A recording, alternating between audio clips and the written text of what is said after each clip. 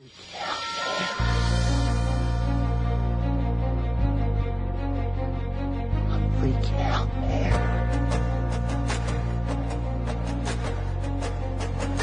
can't handle the truth. You can't handle the truth. What do all men with power want? More power. My name is luca-zanna. I was an Italian by birth, and I became an American by choice. Our lives and freedoms are in danger. This is not a dream. If you're listening to this broadcasting, you are the resistance. All systems go. Welcome to Love, Guns, and Freedom. We're not afraid. Happy New Year, and welcome to Love, Guns, and Freedom with luca-zanna on KTOX 1340 AM. Yes, this is Sunday of the New Year, the first of the year, excuse me. And for a moment I thought, should I take a vacation? You know what? I can take a vacation when I'm dead, seriously. And I'm not trying to be sarcastic, it's true. Every Sunday I have here to stay on the air is an opportunity, is a gift that I do not take for granted. So I say, you know what? It's also a pleasure, I'm telling you. I start to get used more and more to the idea that somehow I'm not just talking to myself here, but I have a lot of you guys and girls that you write me back and instant message me, and we exchange ideas. Sometimes we agree, sometimes we disagree, but it doesn't matter. There is a great interaction, and I'm so humbled by that. I couldn't believe it, 3 years ago when I started it, especially with me, my limitations, my English, my grammar, and all my things I have in my mind. But what can I say? Thank you. And this show is getting more and more, let's say, I don't want to use the word bigger, but let's put wide. I started as a local show in Needles, California, of course, broadcasting in the tri-state area here in Mojave County, Arizona, and Needles, of course, California, and then we go to also Laughlin, Nevada. But then through the internet is reaching a new type of, almost new horizons out there. The last shows we had, this incredible lady from Sweden. Then we have this week, we will have another great lady from Denmark. Then we have listeners from Australia, Italy, Germany, Canada. This is amazing. I'm very humble. Now, let me shut up. Let's go back to business. Today is Sunday. I would like to share with you, of course, some news, but more important, I would like to remind you that this is also your show. You don't need to agree with me. Honestly, sometimes I don't care. I prefer if you do not agree with me. But regardless, this is an opportunity for you to use this microphone to share your activism, to share your values, to share what you're trying to do, what your fears, what your dreams are. So that's pretty much, I want to remind you that. Of course, this show it is not live because I refuse to go to California as much as I can. I don't go to the station. But I'm here in Mojave County behind enemy lines. And what I do, I produce the show during the week. But if you want to be on my show, it's very simple. All you have to do, go to lovegunsfreedom.com. You will find my email. Shoot me an email. I'll call you, and I'll let you talk. We have only 2 basic rules. Technically, just 1, not even 2. Let's say there are 2. Number 1, you don't want to cuss. We have to always use a language that is family-oriented because we are under FCC rules. That's the bottom line. And number 2, if you bring somebody in that, let's say, is not on the air with us, I need to always give him a chance. Any names you bring, to bring him on the air. Because, and we try to always, at least, always document whatever facts you have. But, this is a free speech. You can say whatever you want, but also responsibly, of course. And if you bring somebody's name, we need to bring him in. At least give him a chance to talk, okay? As simple as that. Now, I had with me several times, a great activist from South Arizona, Tucson area. And normally he's been really leading as a pioneer this, let's say, I don't want to call war, because it's not a war, but let's say a stand to expose this illegal immigration problem that we have and we had, and hopefully we're going to have less the next few months and years. And he's been doing an incredible job when I was, before even I became a citizen. And I've been following him. I've been following his stands. You used to do some sort of, let's say, pretty straightforward First Amendment demonstrations, okay? This guy used to stand in the middle of a public place by himself, or maybe with another couple of friends, surrounded by a bunch of illegal aliens while he was burning the Mexican flag. People may agree or not. That's not the point. That's about freedom of speech. And I give him a lot of, let's say, my best respect to him, even to do something that he not exactly, it's a tough environment. Let's put it in the way. Tucson, surrounded by a bunch of Reconquistas. You burn their Mexican flag. You know what? You're almost in Mexico there. Anyway, let me shut up because at this point I don't want to anymore say things. I want to bring Roy Warden on the air. Roy, are you there? Yes, I am. Good to see you. I mean, we're not seeing each other, but good to hear from you, man. Happy New Year. Well, Happy New Year to you, Luca. And we're looking forward to a great New Year based on all the progress we all made last year. So, or actually still this year. Well, actually, it's New Year's Day on Sunday. So the bottom line is we're looking forward to a great New Year. Perfect. I know that you have something you wanted to share with us. You know, I don't even ask you because this is about, as I said, we have no censorship here. We don't have any type of filters. I know you have something important, though, something you're organizing, and I want to give you the microphone so you can share with the listeners whatever you're doing. Go ahead. Okay. Basically, it's this. It's going to be the second Rally for Justice for Lavoy Finicum, the 2017 rally. We're going to have a series of rallies for the next several years or even longer, however long it takes, to see that the people, the government agents who shot down Lavoy Finicum, and I think we've all seen the film, the rancher up in Oregon, the people who shot him down, that they are indicted and brought to trial for murder. And we have a process by which we can get that to happen. We have a way of putting pressure on local public officials to make sure that happens. So to do that, we're going to have a rally in January 26th, which is a one-year anniversary of Mr. Finicum's murder. We're calling it a murder. We're going to have a rally in the Tucson U.S. District Court located in Tucson at 405 West Congress Street. We're going to be there between the hours of 11 in the morning and 2 in the afternoon.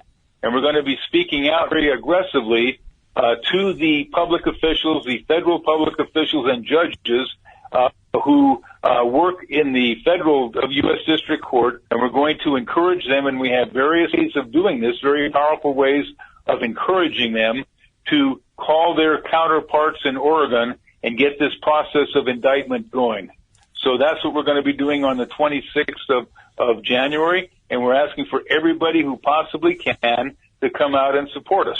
Yes, and you know, since the last time we talked, because you already organized the first time similar rally in Tucson last year, before even we go ahead, let's remind also that there was a verdict, at least, you know, the trial went through, and all these people that they were in Oregon, and among those, you know, was of course also Lavoy Finicum, but unfortunately didn't make it alive to see this day in court. He was, as you said, you know, allegedly murdered, because I still want to see, hopefully we have a trial, hopefully we have an investigation. That's my goal at least.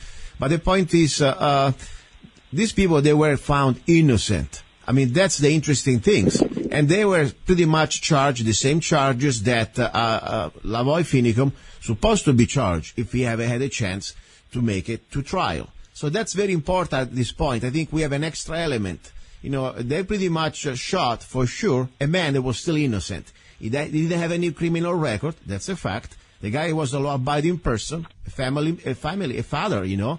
And there was no justification, in my opinion, according to the video, to do what they did to him. That was, for me, worse than the mafia assassination. There was not even a pig supposed to be shot like that. There was even a clean shot. There was a very sad, disgusting event. This is my opinion, of course. I'm not speaking for you.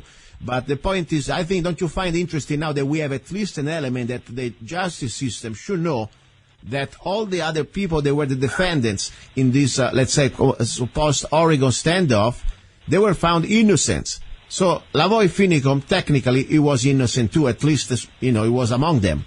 What do you think? Well, here is a great distinction we have to make.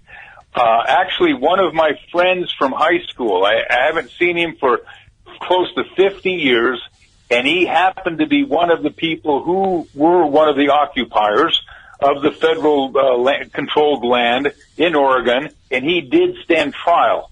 Now, you have to understand, the people that were there, that were in the Federal Reserve, they all were guilty of trespass.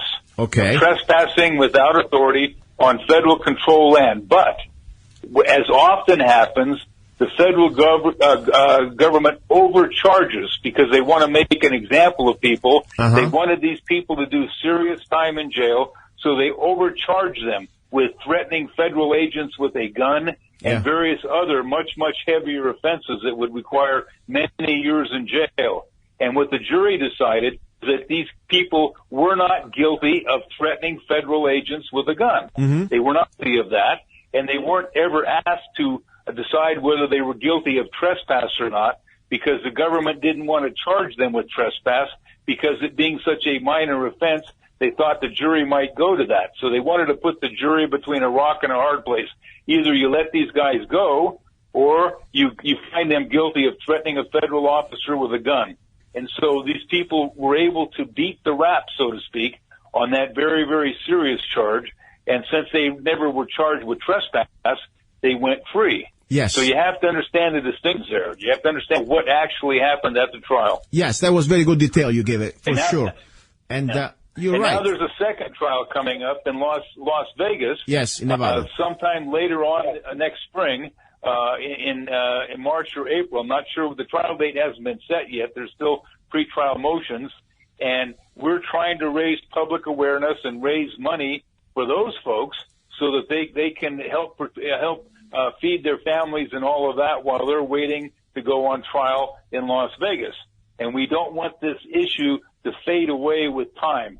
And to me, there's only one real basic, solid issue that I think is beyond any controversy on whether you support the ranchers or not, whether you're left wing or right wing. That doesn't matter. What matters is the police orchestrated an ambush. They actually set up the roadblock, and 4 hours before they knew he would be there, and they went in and they cut down tree branches so that the officers could circle in a large circle around where they were going to stop our, and they would have free fire where they could fire from behind trees with high-powered rifles, and they could shoot somebody. And as soon as Finicum arrived, he knew they were going to kill him, and so he got out of the car and tried to surrender. He was standing in the snow, and they were yelling at him from different directions, and so he kept turning around, and finally they shot him. I think they shot him 8 times. Yes. They basically executed him. Yes. And I don't care whether you're white or black, whether you're brown or red, whether you're liberal or conservative, the bottom line is you don't have to kill a man to arrest him for, at that point, the charge was trespass. Exactly. He was not an escaped murderer. He was of no particular danger to anybody, and you don't have to kill him in order to arrest him and bring him to trial. And that's what I'm objecting to, is that there should be a trial of the people who shot him, because they obviously did not follow well-established law and well-established guidelines for arresting a criminal. They basically executed him. Yeah, and that's what I'm protesting against. And I completely agree with you. This is like completely taking the justice in your hands and making, let's say, we are all supposed to be innocent until proven guilty. And he was already pretty much that sentence, this guy, Lavoy. And the sad thing is, you can see now it is not just about him. Look even at the people that they're still rotting in jail, okay? I think 99% of them have no previous criminal record, okay? There was not really anybody that was harmed. There was nobody who was robbed. Technically, there was no really, for me, it was when there is no harm, there is no crime. But the point is, they will even deny bail. That if you are a bank robber, you have access to bail. If you are a child rapist, you still have access to bail, believe it or not. But these people, they're treated for me, like political prisoners. That's why I really believe it's important, as you said, regardless where you stand on the issue of the ranchers, the cows, if you're a vegetarian, if you don't care about, whatever they are doing there, that's not the point. This is the point about justice. If the government can do this to a person that is still innocent, let's say, executed him, and they can take people in jail without any type of, due process, waiting for what's supposed to be a speedy trial is becoming like 2 years in jail right now. It's ridiculous. So I think it's really important. We cannot forget. We must at least understand what's going on, and more important, we need to start to share this information and hopefully, also get involved as you're doing. Talking is not enough. Sometimes, if you are in the area of Tucson, let's give one more time this address, at least the date. One more time when you're doing this protest. Okay, it's January 26th, which is a Thursday, 2017. The location is 405 West Congress Street, which happens to be the U.S. District Court in Tucson, Arizona. And the beginning time is 11 o'clock, and the ending time is sometime around 2. However, we're going to have a first-class sound system, and we're inviting anyone who's a public speaker or who wants to say something about what happened. We encourage them to speak. The one thing I want to point out, though, is that this is not a eulogy. We don't want to hear from people telling us how badly they feel that Lavoy is no longer with him and with us and all of that, because that's what you do at a funeral. It's not a call to action. We want to get people inspired and angry to take absolute legal action to force the federal government to indict these people. And there is a process to do that. But to do that, you have to raise public anger and get the people willing to sign petitions and contact certain public officials. And frankly, I'm going to give you an example of where that happened before in very recent years, where public pressure was brought to bear and a man was put on trial for murder and was later found innocent. But the only reason why he was tried was that the people put pressure on the government to try him. And that is the Trayvon Martin case in Florida. Happened 4 or 5 years ago. I can't remember how many, maybe 2 or 3, but it was a little bit of time ago. And all of the police evidence regarding George Zimmerman, the accused shooter, showed that it was a righteous shoot, showed that he was in defense of himself. He was lying on the ground, and Trayvon Martin was on top of him, pounding him in the face with his fists, and witnesses saw that, testified to that. And when Trayvon Martin, when George Zimmerman pulled his gun and shot him, it creates a path where the bullet went, and all of that. And all of that evidence proved without any doubt that George Zimmerman was on the ground, Trayvon Martin was sitting on him and punching him in the face. The much stronger kid than Trayvon Martin was a very powerful. He wasn't a kid. He was a young man and very, very tough. And so Zimmerman shot in self-defense. And so there was no reason to indict him or try him at all. The police said, look, there's no crime here. But nonetheless, public pressure brought to bear upon Obama and other federal officials led to an indictment of George Zimmerman. And he was put on trial for murder. Yeah. Now, and of course later found innocent.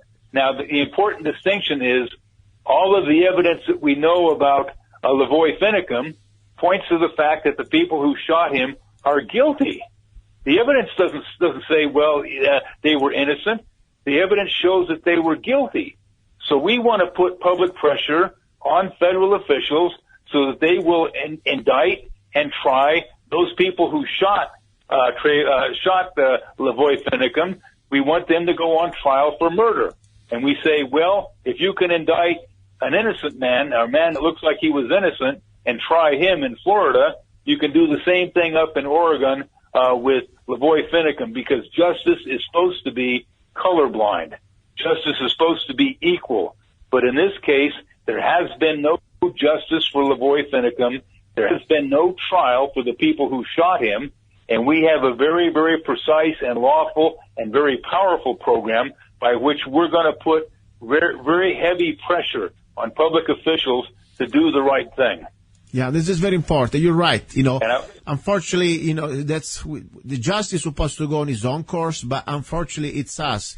We are going to be watching the watchers. That's the idea, and we cannot just be silent. Now, another important thing, I know that you post me on instant message on Facebook. You were talking about, for example, buying a sort of a concealed carry holster.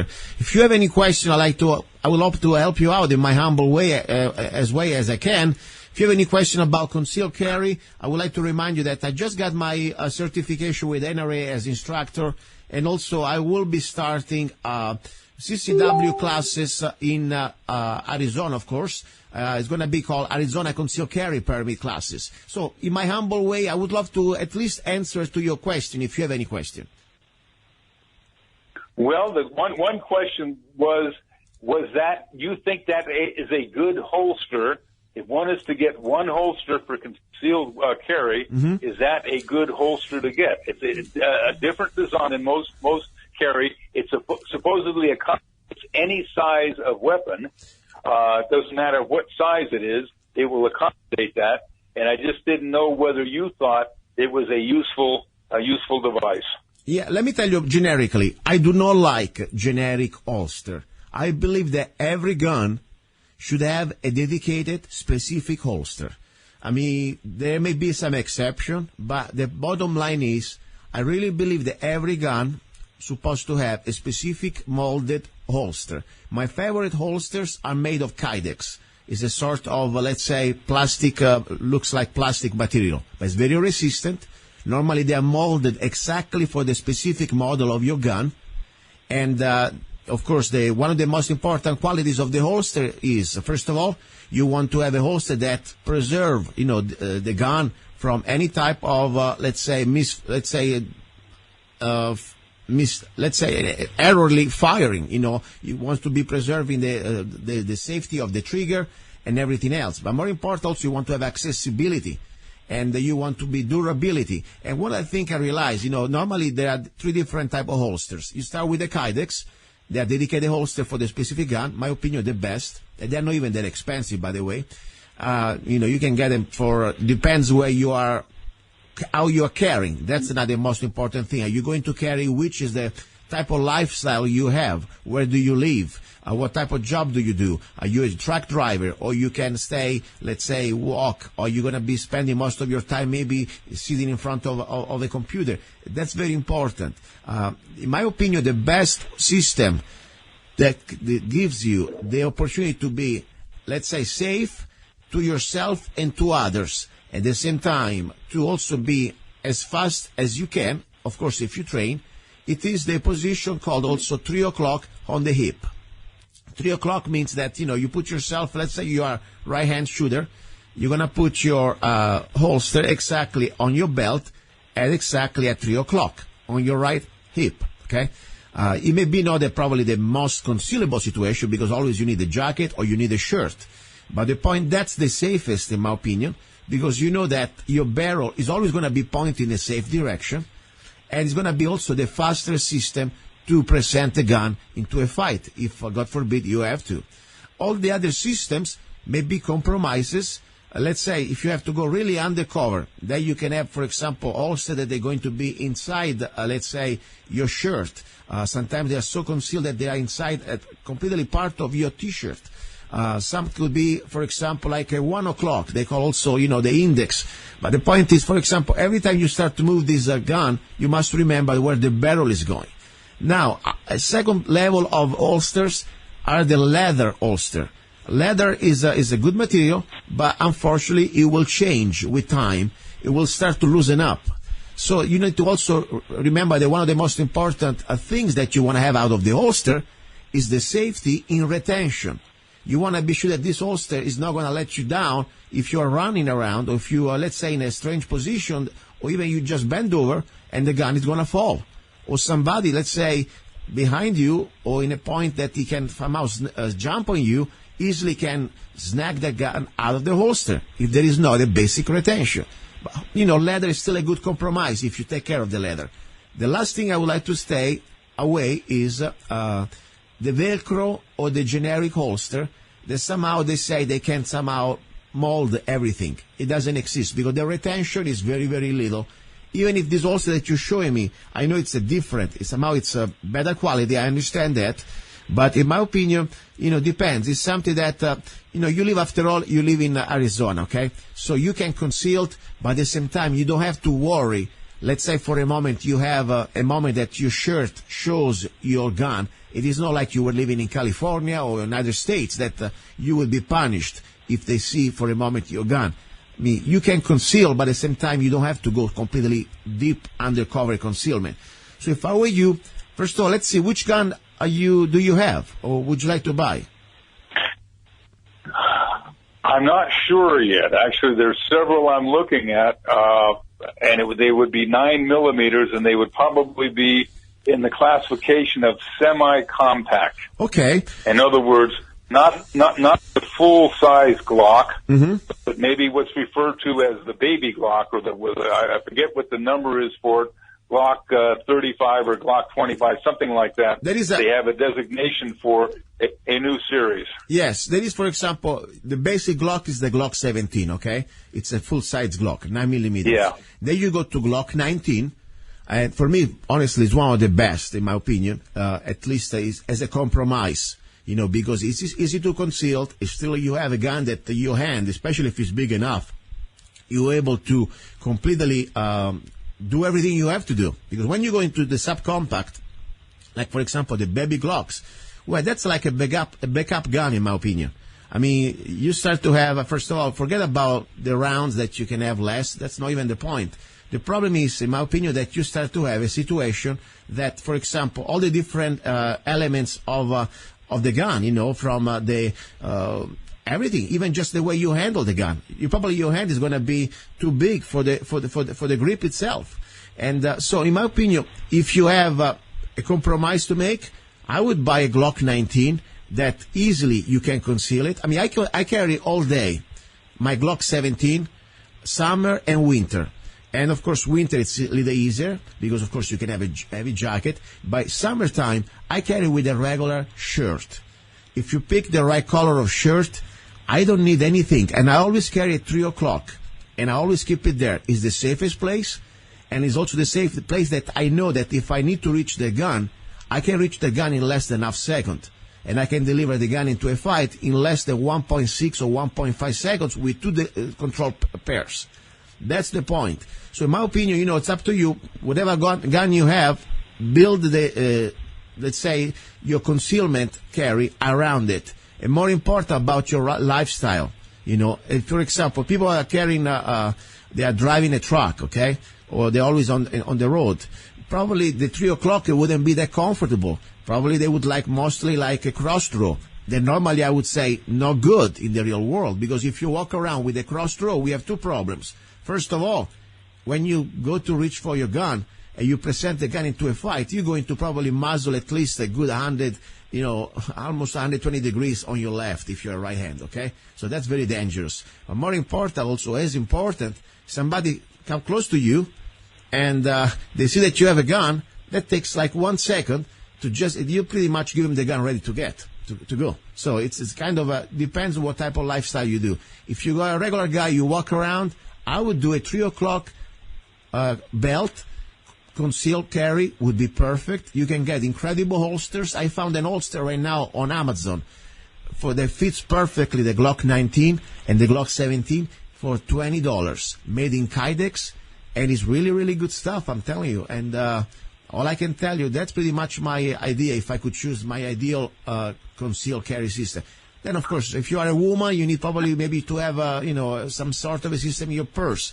Maybe if you want to look into the fanny packs. But if you want to be fast, and the gun is going to always be training the same way, 3 o'clock.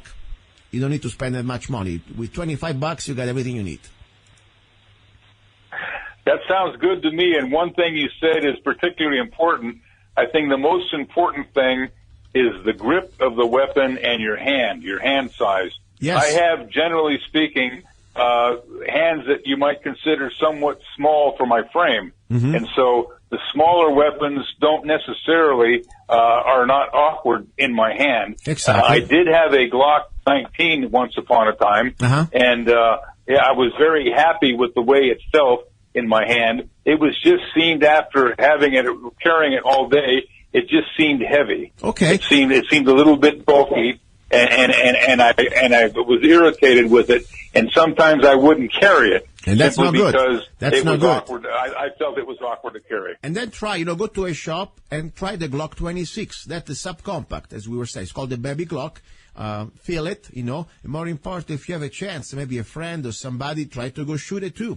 Because, sometimes, you're right. The most important thing is to carry it. If you don't carry it, it's a waste of money. Why, if you cannot, become too boring for you. Right. But remember also something, I carry full-size Glock, and I carry always at least 2 extra magazines that I forget that I have it. I mean, they are part of my belt. If you have a good belt, a good holster, there is not much difference. I mean, the point is, yes, the Glock 19 is going to be a little bigger than the Glock 26. That's true. But at the same time, if you have a good holster, it's not going to be really much difference. I mean, in my opinion, I forget the gun has become part of my extension of my legs. I mean, I don't even think anymore that I have a piece of metal on my side. It is just part of my, let's say, underwear. So it's always question, find always a good, try also to have it for a few days with a good holster before you pass a final judgment. Because sometimes, we make judgments with the wrong tools. We have a wrong holster. Even a rock would be too much to carry, sometimes. But whatever works for you. Right. Everybody's a different hand. Everybody's a different person. But more important, you always find a way that something is comfortable for you and you can carry. Glock 19 is a great choice. 26 would be also a great choice. It's always a Glock. As I said, it's a little, for me, would be a backup gun. I have a Glock 26 and I use it like a backup because normally what I like, I can always swap magazine.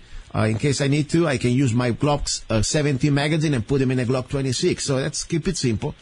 And more important, if you train with one system, let's say you have one type of holster, you stick with that.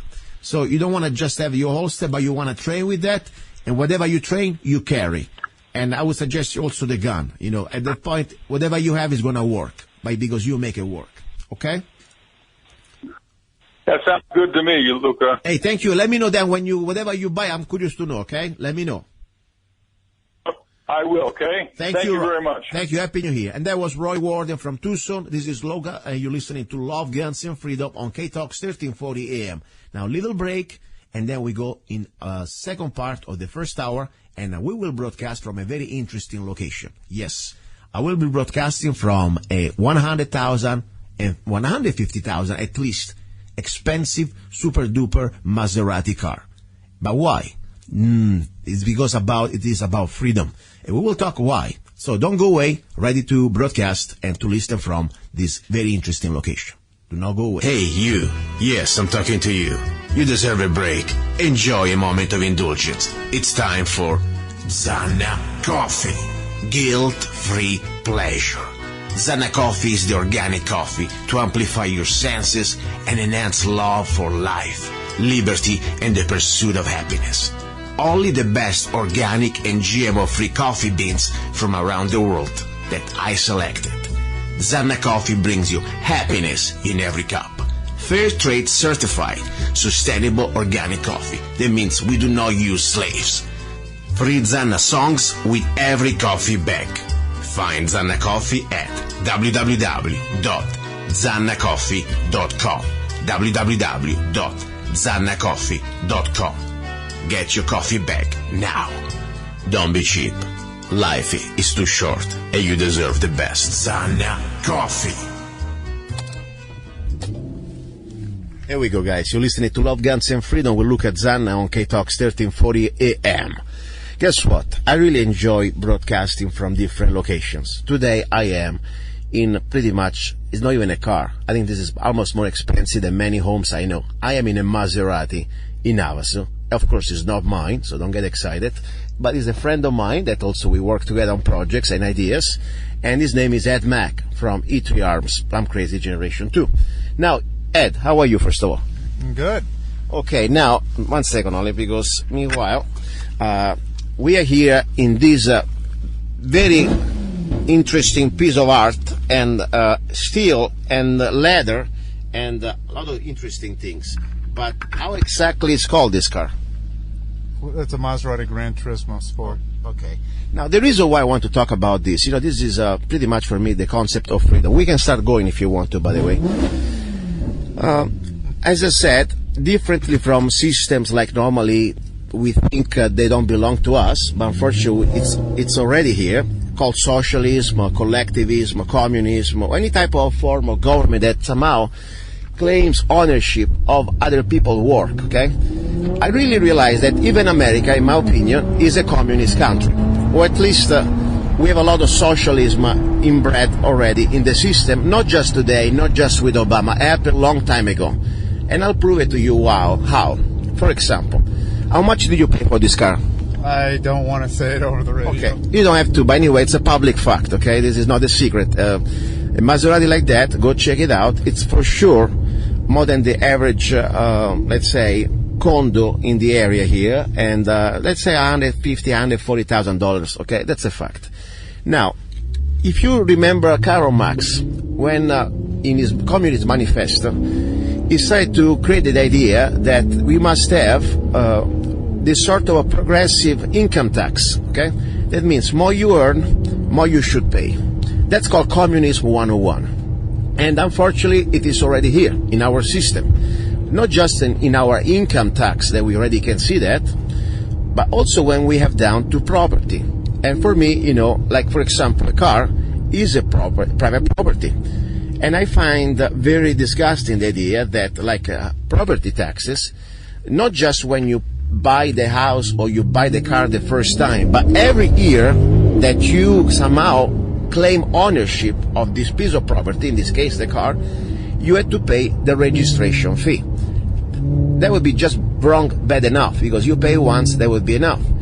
And people say, by the way, how do we pay for the roads? It's called the sale tax of your gasoline, okay, just to let you know, guys. But my point is now, the focus is how much they charge you for different type of car, and more important, more the car is expensive, and more they make you suffer and pay because they think they must punish you. That's for me what is wrong. I mean, if we are really all equals, I don't think that somebody should be punished just because he's able to afford a car that is more than the average. So now let's go to the question. How much did you pay for the registration fee for you Maserati, Mr. Ed Mack? Let's just say it was a few $1,000s, and that's about it. This guy is going to go for it. So a few $1,000s, it could be 1,000, could be 2,000, maybe 5,000. Just give us an idea. I mean, it's pretty much public record anyway. What was the question again? How much for registration for this monster of a car? It was it was up there. Let's just say that. Almost 5,000. Can we say that? No, it was under 5,000. 5,000. No, it was under 5,000. Okay, under 4,000. I don't want to throw the money in the people calculate it. Okay, whatever. It's few $1,000s for a car. Now, this is still a car, okay? Can be expensive, can be made in Italy, whatever you want to call it. But it's a car.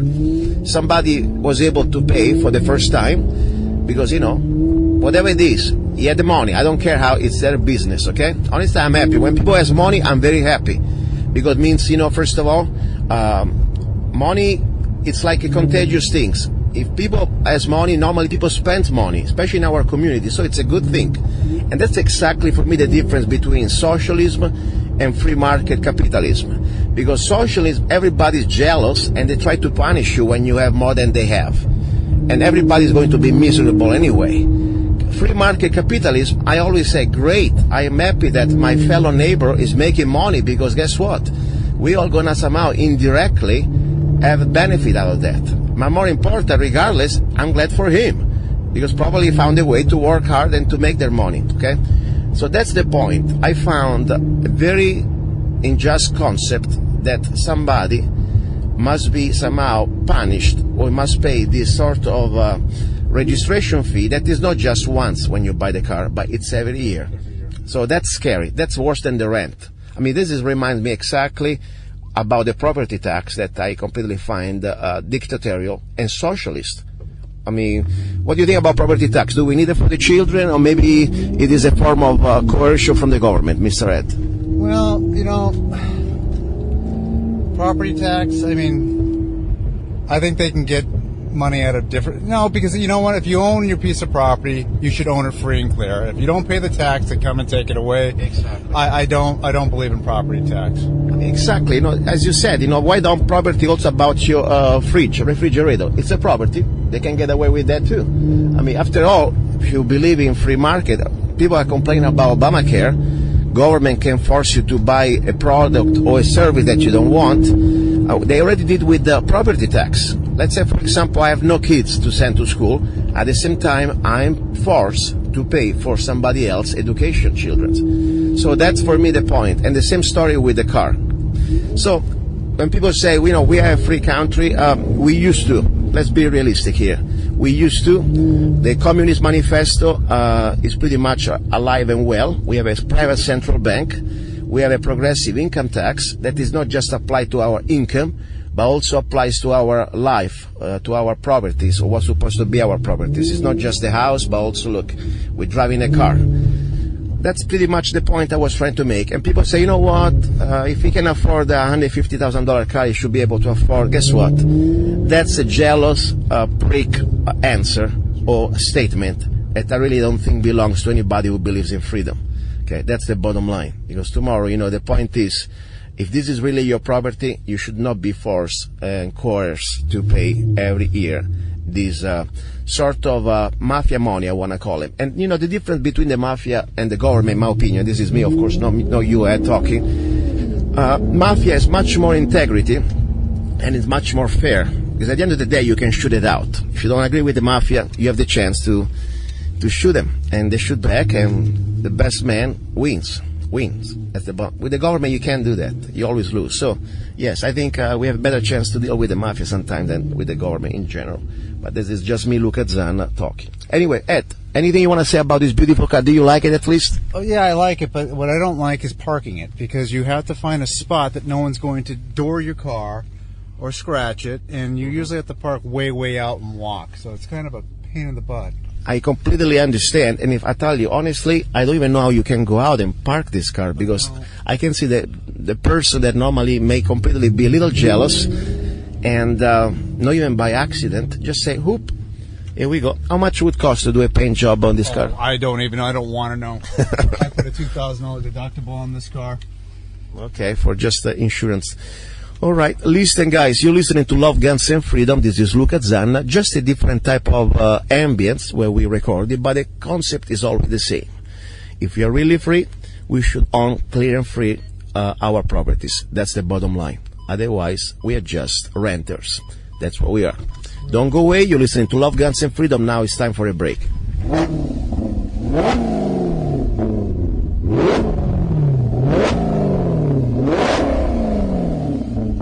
He's a songwriter, a poet, a rifleman. I'm not afraid. And a constitutional activist. I'm not afraid. Italian by birth. I'm not afraid. American by choice. Gianluca Zanna. I'm not afraid. And his new CD, Love, Guns, and Freedom. 16 powerful songs on one CD from the heart of a patriot.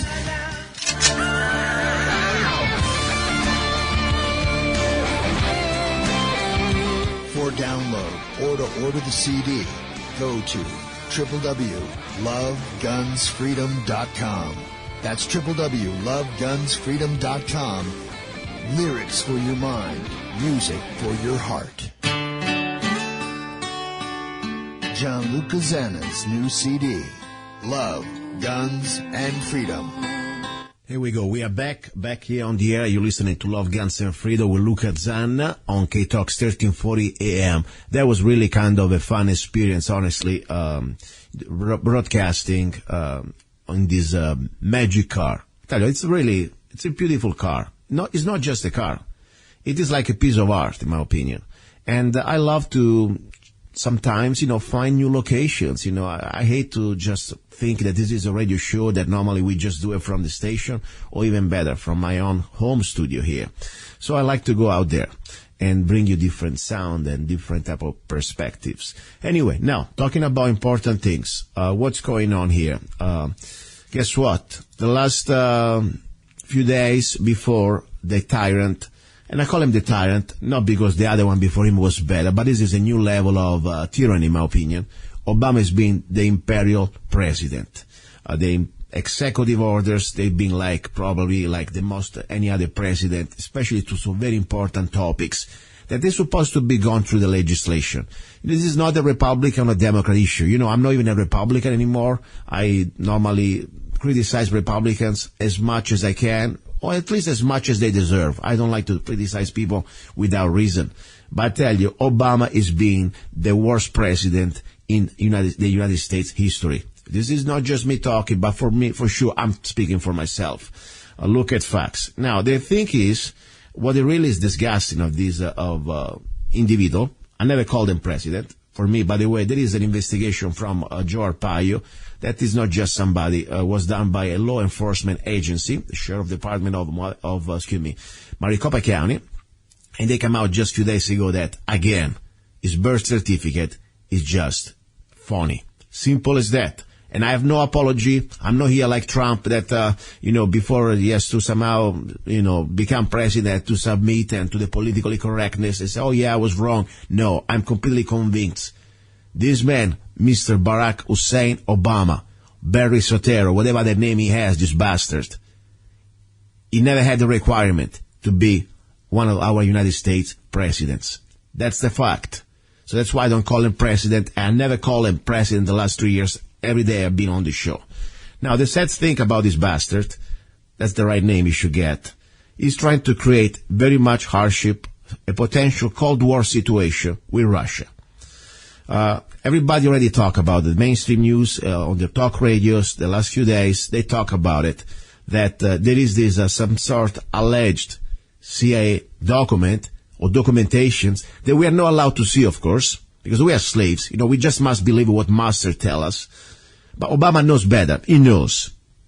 Okay, the same CIA that lie about the weapon of mass destruction with Iraq. And they brought us in this unlimited, infinite war, endless war in the Middle East. So we're supposed to believe Obama and the CIA that allegedly the CIA somehow was part of these elections in the United States and was one of the reasons why Trump made it. I got news for you. First of all, we need to have real evidence and proofs, not just believing anybody. I don't believe Trump if he brings me stuff like that. We want to see evidence and proofs. For sure, I don't believe Obama. For sure, I don't believe the CIA. That's number one. Number two, if really the CIA, if really Russia, Putin in this case, was behind in exposing the evilness, the corruption. I'm talking about corruption, talking about alleged crimes that's supposed to be at least investigated, but more important, prosecuted. Of Hillary Clinton and all her stuff and the DNC, guess what? We should send a bottle of vodka to Putin with a medal, okay? Seriously. Forget about retaliation. We should give him, we the American people, look, Putin, we send you a bottle of the best vodka we can get and a beautiful medal and maybe a bottle of whiskey from Kentucky or wherever you're from. The best whiskey just to celebrate you through helping us out to expose this evil witch. Okay? That's the bottom line. That's all I can say about that. So he said, though, now is Obama by this Sunday supposedly is kicking out, I don't know how many, 35, 40 diplomats the first day of the year. Think about irritating this. I'm glad that Putin somehow so far seems to be very smart.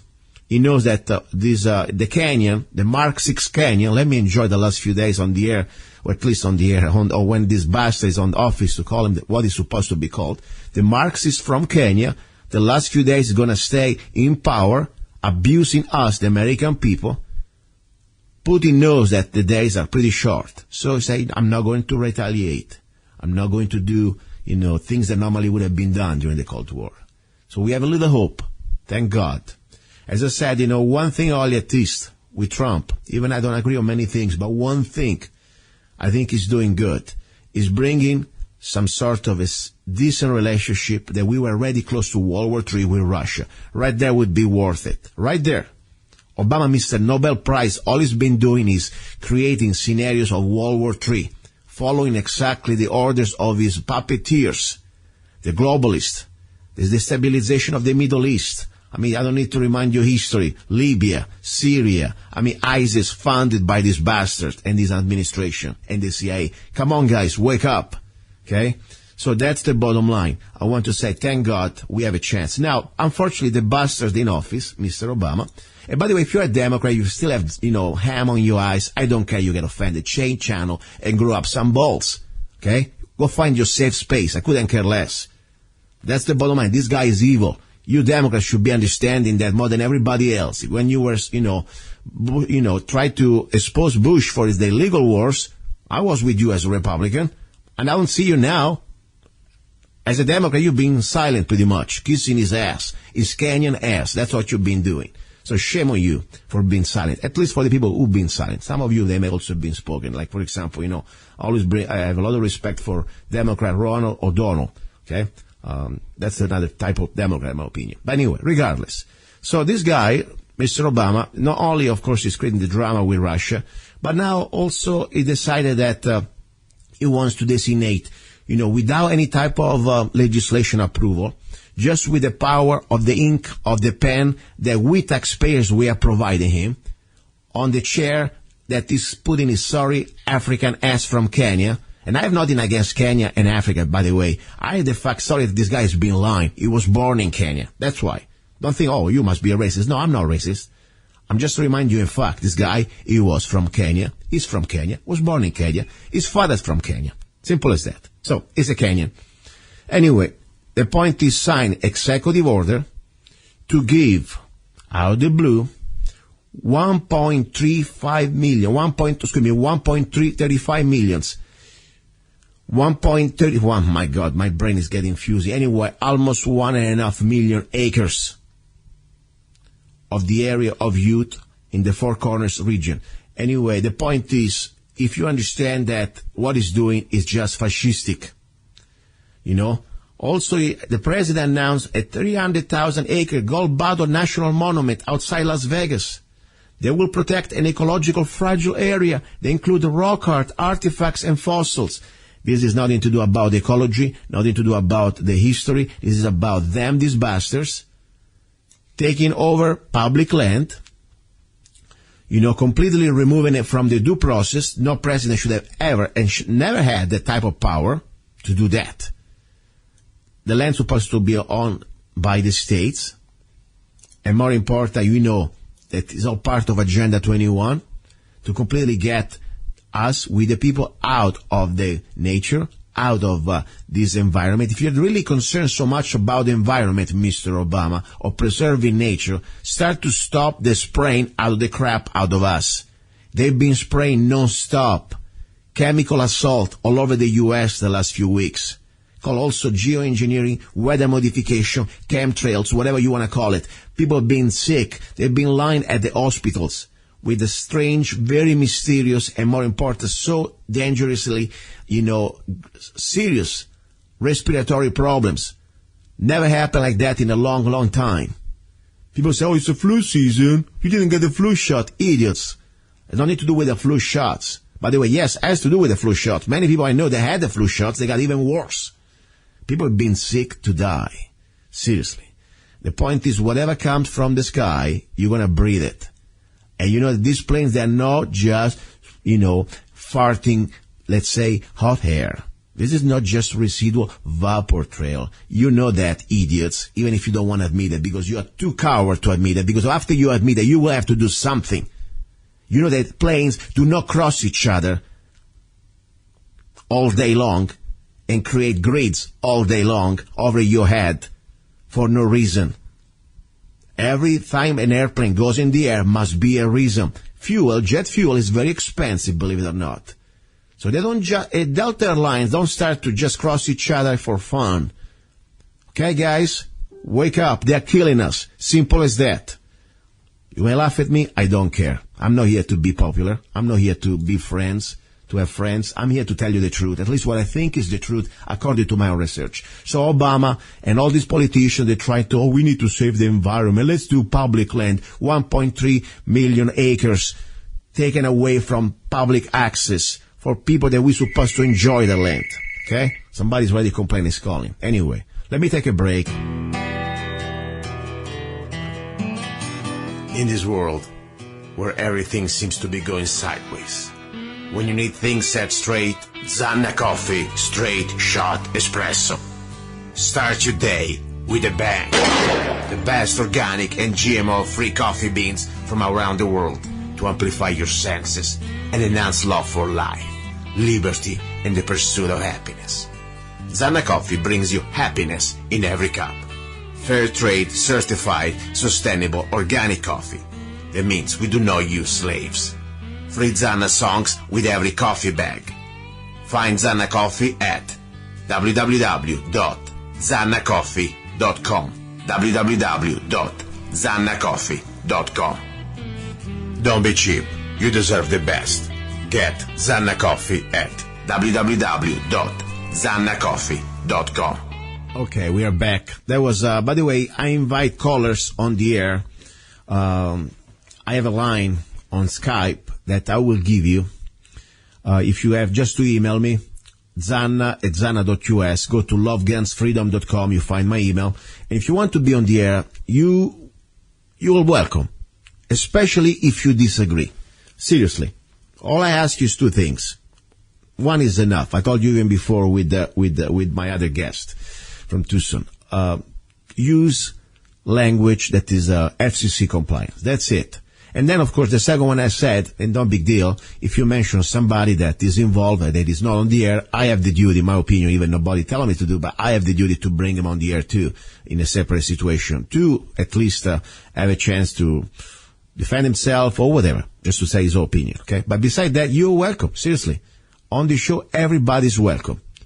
All I ask you to be civil. You don't like me? That's fine. I love that, seriously. If you don't like me, if you're a Democrat, you're an Obamanoid, you're a zombie that you still have, ham on your eyes, that's great. I just use you for entertainment purposes because I'm not here trying to tell you I'm going to change your mind. No way. I'm not Jesus Christ. I don't make miracles, but I can have you as a freedom of speech. We don't need to bash each other with sticks or things like that. I'm a civil person. I expect civility from you. I love you as a human being. Even I cannot tolerate you as a person with somehow is part of the problem. I'm telling you, seriously. If you still support Obama, you are part of the griefs that this nation is facing. And people say, "Oh, are you crazy?" Yes, I'm not crazy. Let me tell you something. I was listening to the other day, Just Talk Radio. Single family, a father working $40,000 a year with Obamacare. You cannot qualify with Obamacare. $40,000 a year, he has to pay $10,000 out of his own pocket just for insurance. Why do you think we are so broke as a nation now? The middle class is being destroyed. Thanks to you, zombies, useless piece of garbage who voted for that fascist called Mr. Obama. I feel better. By the way, I'm going to have a nice Zanna coffee right now. Do not go away because we are ready for our numbers 2. We're going to be about guns. I have a nice caller. We will talk more about the Arizona concealed carry permit. And by the way, if you're an Obamanoid, don't get mad. I love you too. At that point, honestly, you're just kind of, I don't know. I feel sorry for you. Seriously. I have a lot of Democrats that we are not on the same page with political ideas, but at least they recognize the fact that Obama was a fraud, not a Freud. And I respect you for that. That's all I can say. But if you're a Democrat who still believe Obama is a saint, you need mental help, in my opinion. And I'm not a doctor, so I'm not giving you medical advices. Do not go away. You're listening to Love, Guns, and Freedom with luca-zanna, and ready for our number 2. Ciao.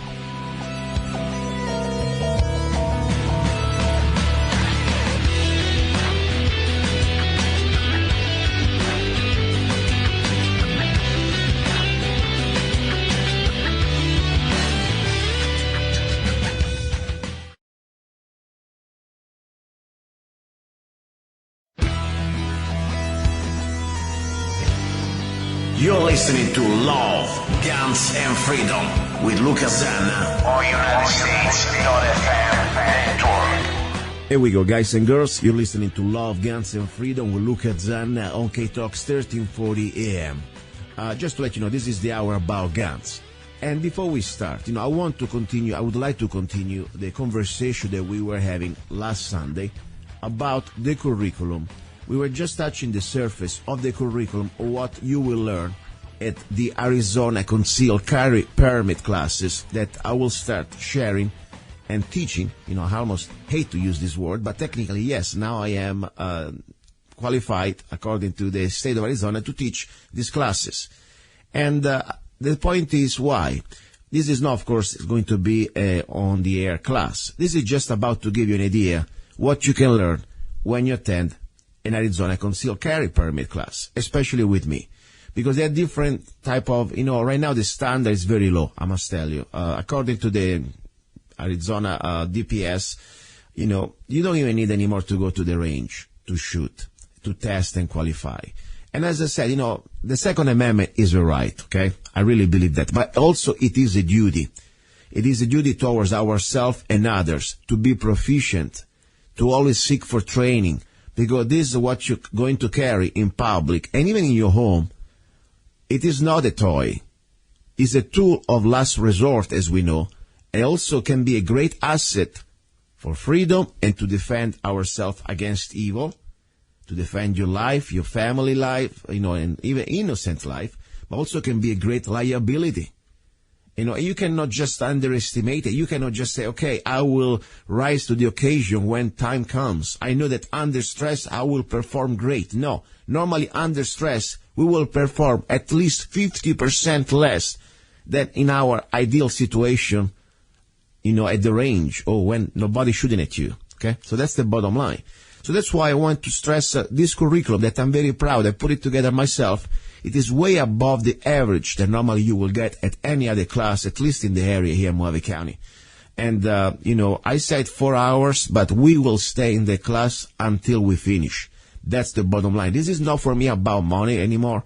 This is about to have law-abiding people, men and women, out there with a gun that, first of all, they know the laws, and more important, they understand what they don't know. Because, we can go through all this curriculum in 4 hours. You're not going to be able to learn all this. But at least you have an idea what you need to learn. Okay? That's the bottom line. And it's the starting point. Now, before we go there, I wanted to invite on the show a listener that I know has been listening to me for a while. And I'm pretty humble and thankful. Sometimes I say, wow, do I really deserve that? And and I'm serious about that. Serious. Sometimes, you forget. I'm here behind the microphone. Sometimes I think, oh my God, I'm talking to myself. I must be crazy. But I realize more and more I really receive a lot of love and also feedback from you guys. And before I forget, I want to say thank you to a lady from Kingman. Her son name is Ryan. Okay. I know you want to say the last name, but she gave me a beautiful gift through her son, from her son, that is he had some problem with the Kingman police in the past. Anyway, the point is I got some beautiful plates, collectible plates from the inauguration, for the celebration of the 200 years of the Declaration of Independence. There are 3 historical plates. And I didn't expect that. I really want to thank. I want to thank also Cheryl from Pennsylvania for beautiful gifts. And I have other friends like, my friend from New York. I mean, I got a lot of great people. I really appreciate you, all of you guys. Thank you. Sometimes I forget names. I'm sorry. I have a list of people. I should probably spend 20 minutes just give you the list. But I want to say thank to all of you. Okay? Even just to write me an email and just to talk, try to contact with me. I appreciate that you even give me the opportunity to answer to you. Anyway, I got this gentleman. His name is Charles. He was on my show one time a few weeks ago, maybe a couple of months ago, when I was live. One of the few times I was live in the studio at KTOX. His name is Charlie. He's a former gun instructor and also has an interesting, let's say, background. And I will tell you more. Or more important, I think he will tell you more. Just to let you know, guys, the line is not going to be perfect. We have this sort of, I don't know why. He lives in the middle of the wilderness, I guess. Topock is a very strange part of Topock. He lives in a way that the phone is almost, I don't know, probably would do better with pigeons messages, but we will see. Let's see. Charlie, are you there? Yes, sir. Luca, it's a pleasure to speak to you. Good job, man. And the audio is not too bad. It's not too bad. We're going to make it. Listen to me. First of all, I want to give you the microphone. Tell me a little bit about your past of a gun instructor. I know you're retired. Tell me about you. Well, the main part of my profession as being paid was I was a shooting sports director at the Raymond Scott Reservation, which is located halfway between Flagstaff and Williams, and I did that for 2 years. It was quite an experience. As I said, I was the director of the program, but I personally taught shotgun and rifle. Okay, very good. And how long ago did you retire? That was around 1990 that I was doing it as professionally. I still teach, but more casually. Mm-hmm. So anyway, and I'm glad you, by the way, when did you find my show? I'm always curious to ask to my listeners, how long ago, when did you start listening to me? Since you came on the air, brother. Oh my God, that's like you deserve like a special prize just for the patience to put up with me. 3 years. No, More than 3 years. No, you're good. You speak truth to power, and I respect anybody that does that. Hey, thank you. I appreciate it, by the way. Before we go into the guns part, this is about guns. I want to let you know that on the final hour of this show, I'm going to have an incredible lady. She's originally from Denmark, but now she's living in Canada. And, I really like this show because it's an opportunity for me to learn from everybody. And normally I don't talk about religion because it's private for me. But I really, let's say, always like to learn about other people's religion or beliefs, Doesn't mean that I need to believe the same belief, but I always say if your religion respects mine, I more than welcome you, and I love this opportunity to know each other.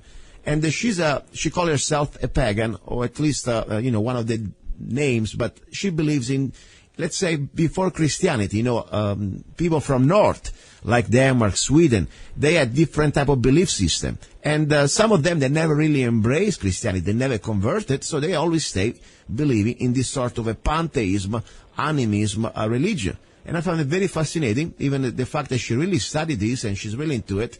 But I found out from you before talking that you have some sort of Denmark or Danish background too. Am I right? Yes, sir. That's correct. I'm actually I'm a Viking.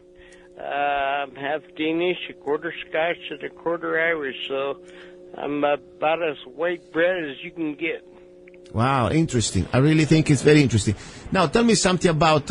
First of all, you were born in Denmark, or your family is from Denmark? No, my family was from there. I was actually born in Grand Junction, Colorado. Wow, interesting. My parents had a farm outside of there, a place called Fruta. Wow. So tell me something. Is your belief system is like pretty much like what I was talking about, this lady, her name, by the way, Soren.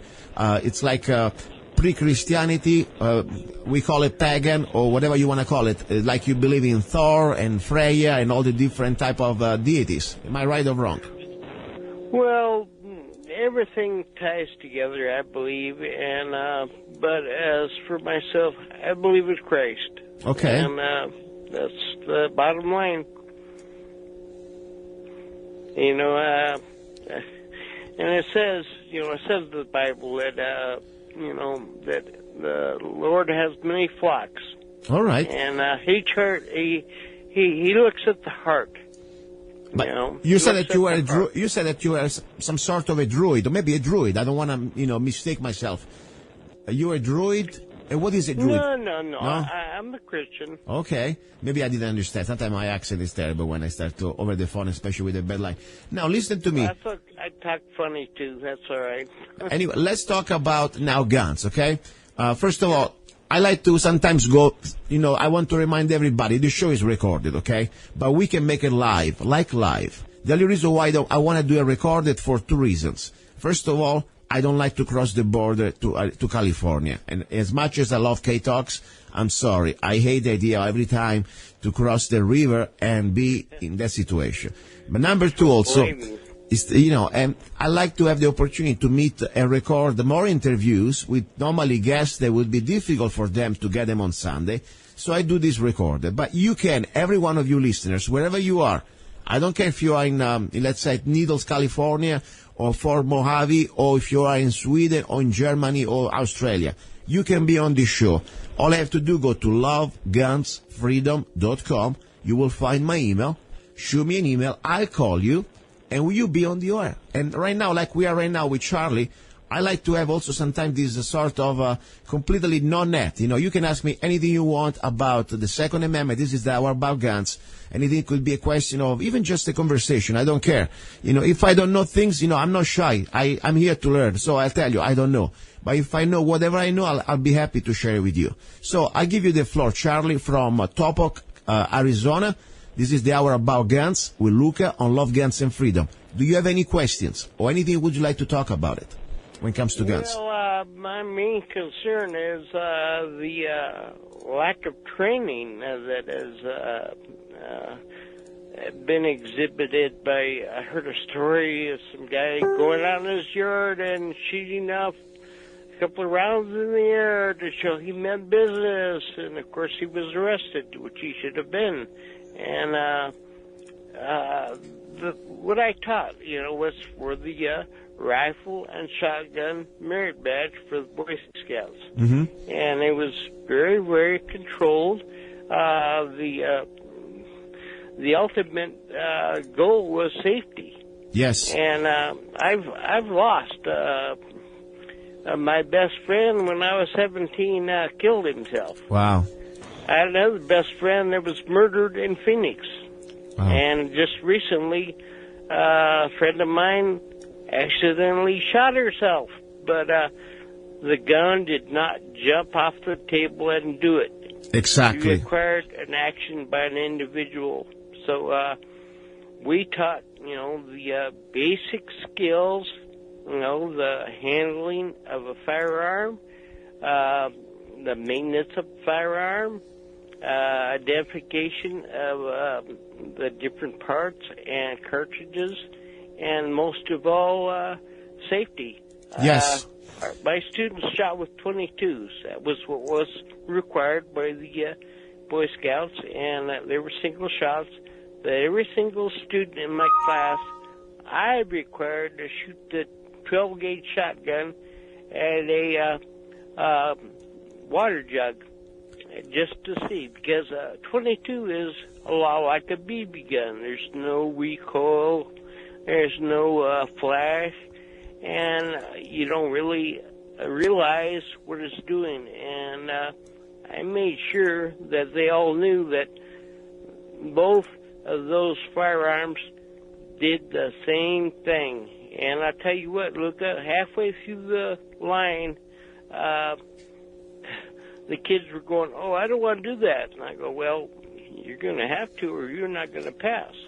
Yes. So it's important to realize that. And I think that everybody in the shooting community has a responsibility to at least teach the basics, like I taught at the for the merit badge. It was a basic course. It is very important. Like going to gun sight.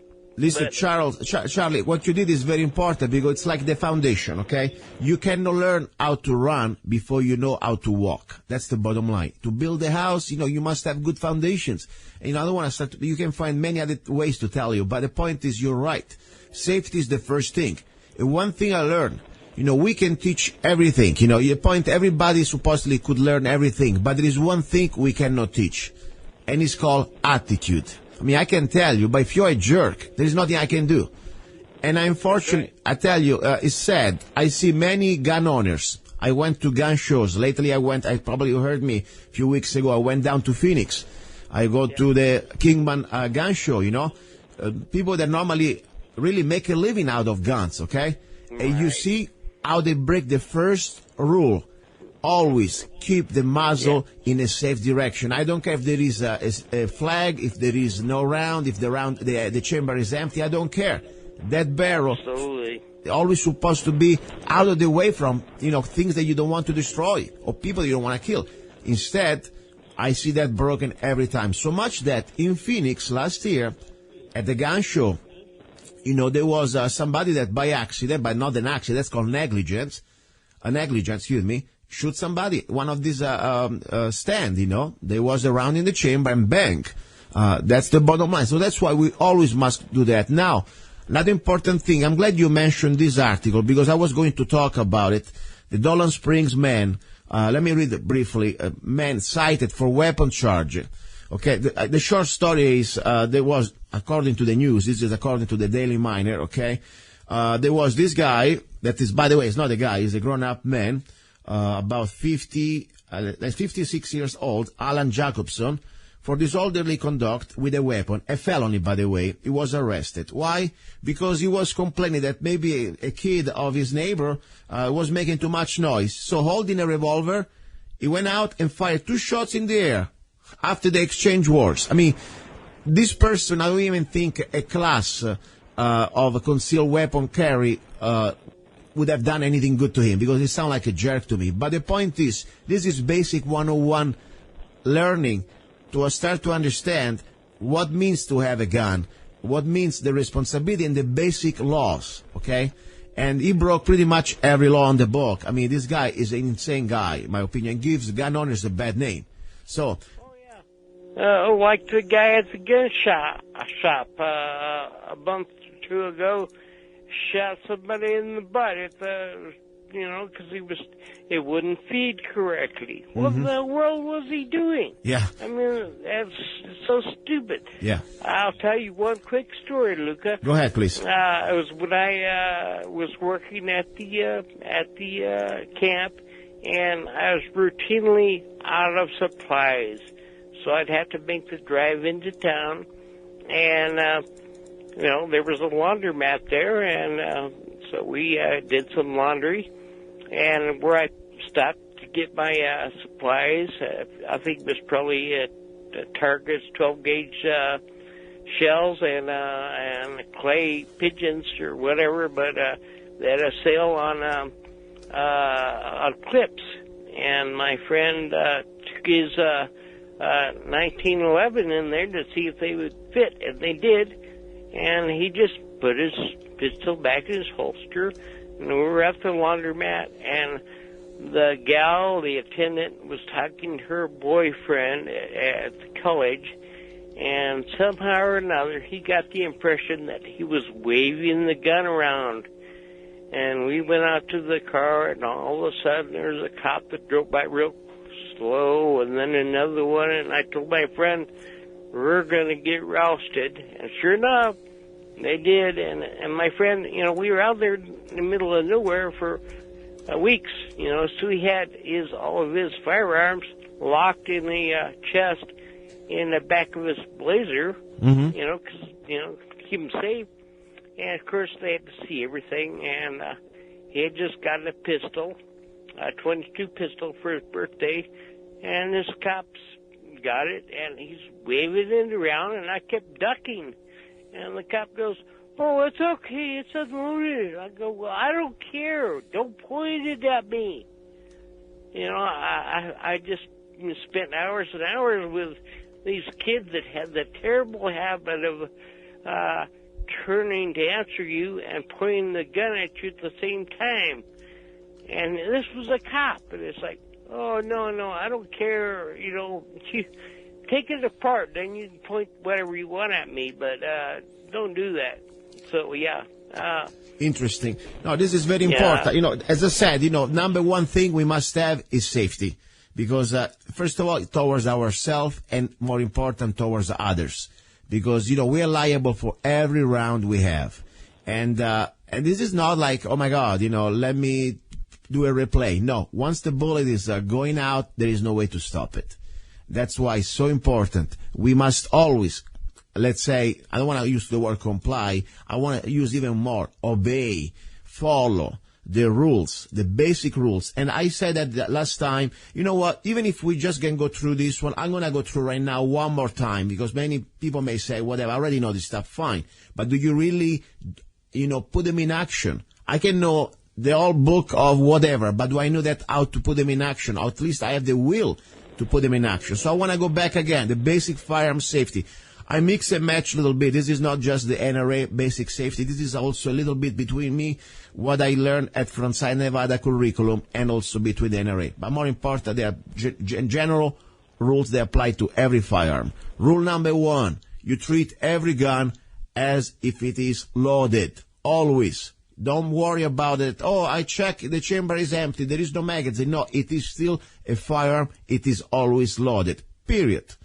Number 2, you always keep the muzzle of the gun in the safe direction. Always.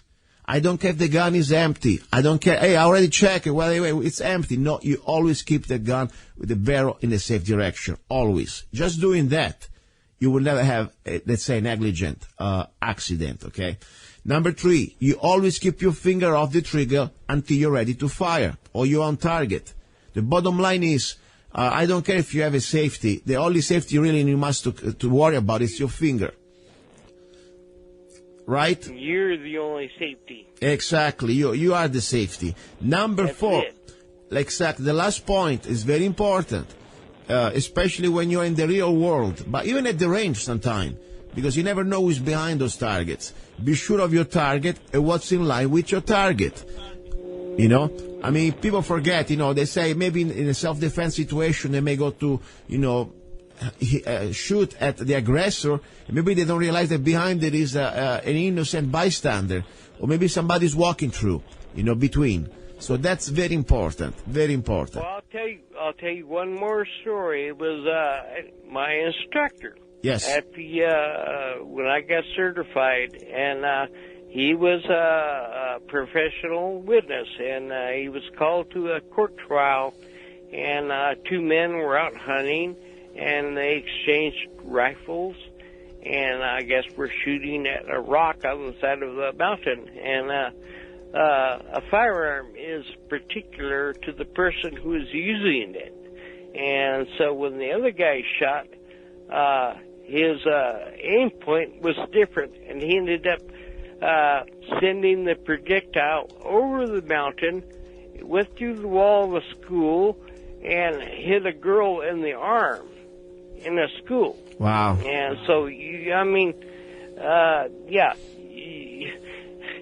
it's you are the only safety on a firearm. That is and you can't mess around. Interesting. No, you're right. That's the bottom line. Now, I want to ask you something. When you go shoot, if you still go shoot, in Topock, is there a place where you can go shoot, like a range, or maybe an area that it's safe to shoot? Yes, there is a place about a mile away that I can go to. If I want to just test fire or something, I'm safe where I'm at. But just to actually go out and do range time, Needle Mountain Road is where I go. Okay. That's only a mile away.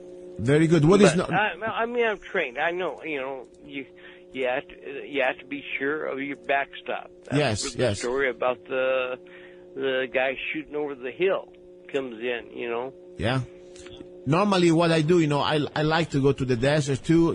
I got my targets, but I tell you, I always like more when I go to the range, especially if I have people that say we shoot together for training, because I know at the range I have, first of all, a safe backstop that I know for sure nobody's supposed to be there. And, and I like always to shoot at targets. Normally I never shoot at objects, bottles, garbage. I always shoot at targets. And yeah, but that's another thing I realize. Many people that I know, and I don't like to pass judgment, it's none of my business, but the point is, it really breaks my heart when I see people just say blasting few hundred rounds at rocks or things that could be also very dangerous, like bottles. They don't really get anything out of the training. They don't. You can't score it. No, you cannot understand what you're doing. I mean, if I shoot rifle, I think in minutes of angle. If I shoot noise and creating a hazard is what you're doing. Exactly, and you also waste ammo. I always think about, what am I accomplishing today? And the only way you can do it is to have at least an object, a goal, and also to see what you're doing. That means, not just checking your time if you do exercises or training with a time constraint, but also to see where you're hitting. And how you can do that only if you have paper targets, or at least targets that they can give you, a feedback of what you're doing.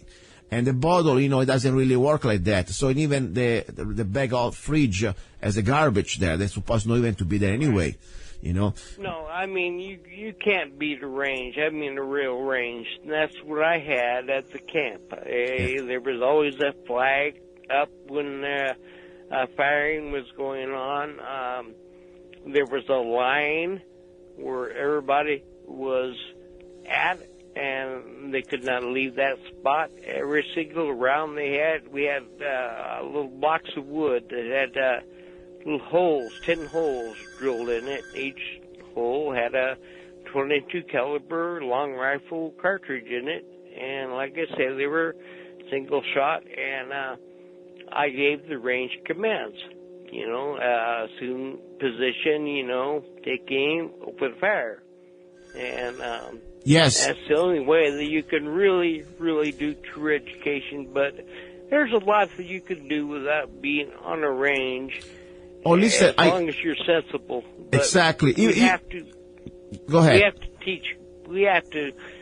We really, really have to teach people. I was disappointed. I called Gun Talk one day, and I was going to ask him what happened to the civilian marksmanship program. Mm-hmm. And because that's where I got a lot of my ammunition was from them, and they used to sell surplus firearms, and the political correctness is pretty much gutted that. For a time, you couldn't even buy used brass. Well, listen, it is not political correct. It is a complete tyranny that, unfortunately, they done by design. Remember that Obama, I think I talked on the show a couple of years ago. The Obama administration, at least not, forget the administration, himself was an executive order. He banned a huge amount of M1 Garand and other typical, let's say, surplus from World War II and Korea War that they were given to countries like Turkey, okay? And this is normally what the CMP program takes back and refurbish them and give the opportunity to us, Americans, to get them. And the sad thing, we give them for free to the rest of the world, and we have to pay them back with our own dollars. But that's another story. The point is that bastard, he to put an executive order to stop this program. And that was really a sad day in America, in my opinion. And well, he wants to start a war with Russia. What is he not capable of? Exactly. That's another story too. Unfortunately, I talked to you in the first hour about that. That is pretty amazing what he's trying to do, and especially why. Listen, I want to say thank you. I appreciate your call, and I really would like to have you more often. Even, of course, your line is kind of little terrible, but we will make it work. Okay, Charlie? We'll figure out something, and it's been a true honor and privilege to speak to you, and hopefully we can put in some range time sometime. I would love that. I normally don't come very often down to Topock, but when I go to Havasu in the next few weeks, I can go go right by me. Exactly. I may stop by, give you a call, and I got my portable targets. Maybe we can do some 22 together. I enjoy to shoot, by the way, my modified version of Ruger 1022, that with the sling and with the M1 carabine sight, simulated sight. And normally what I do, I shoot them at 25 yards with the Apple C targets, 1 square inches.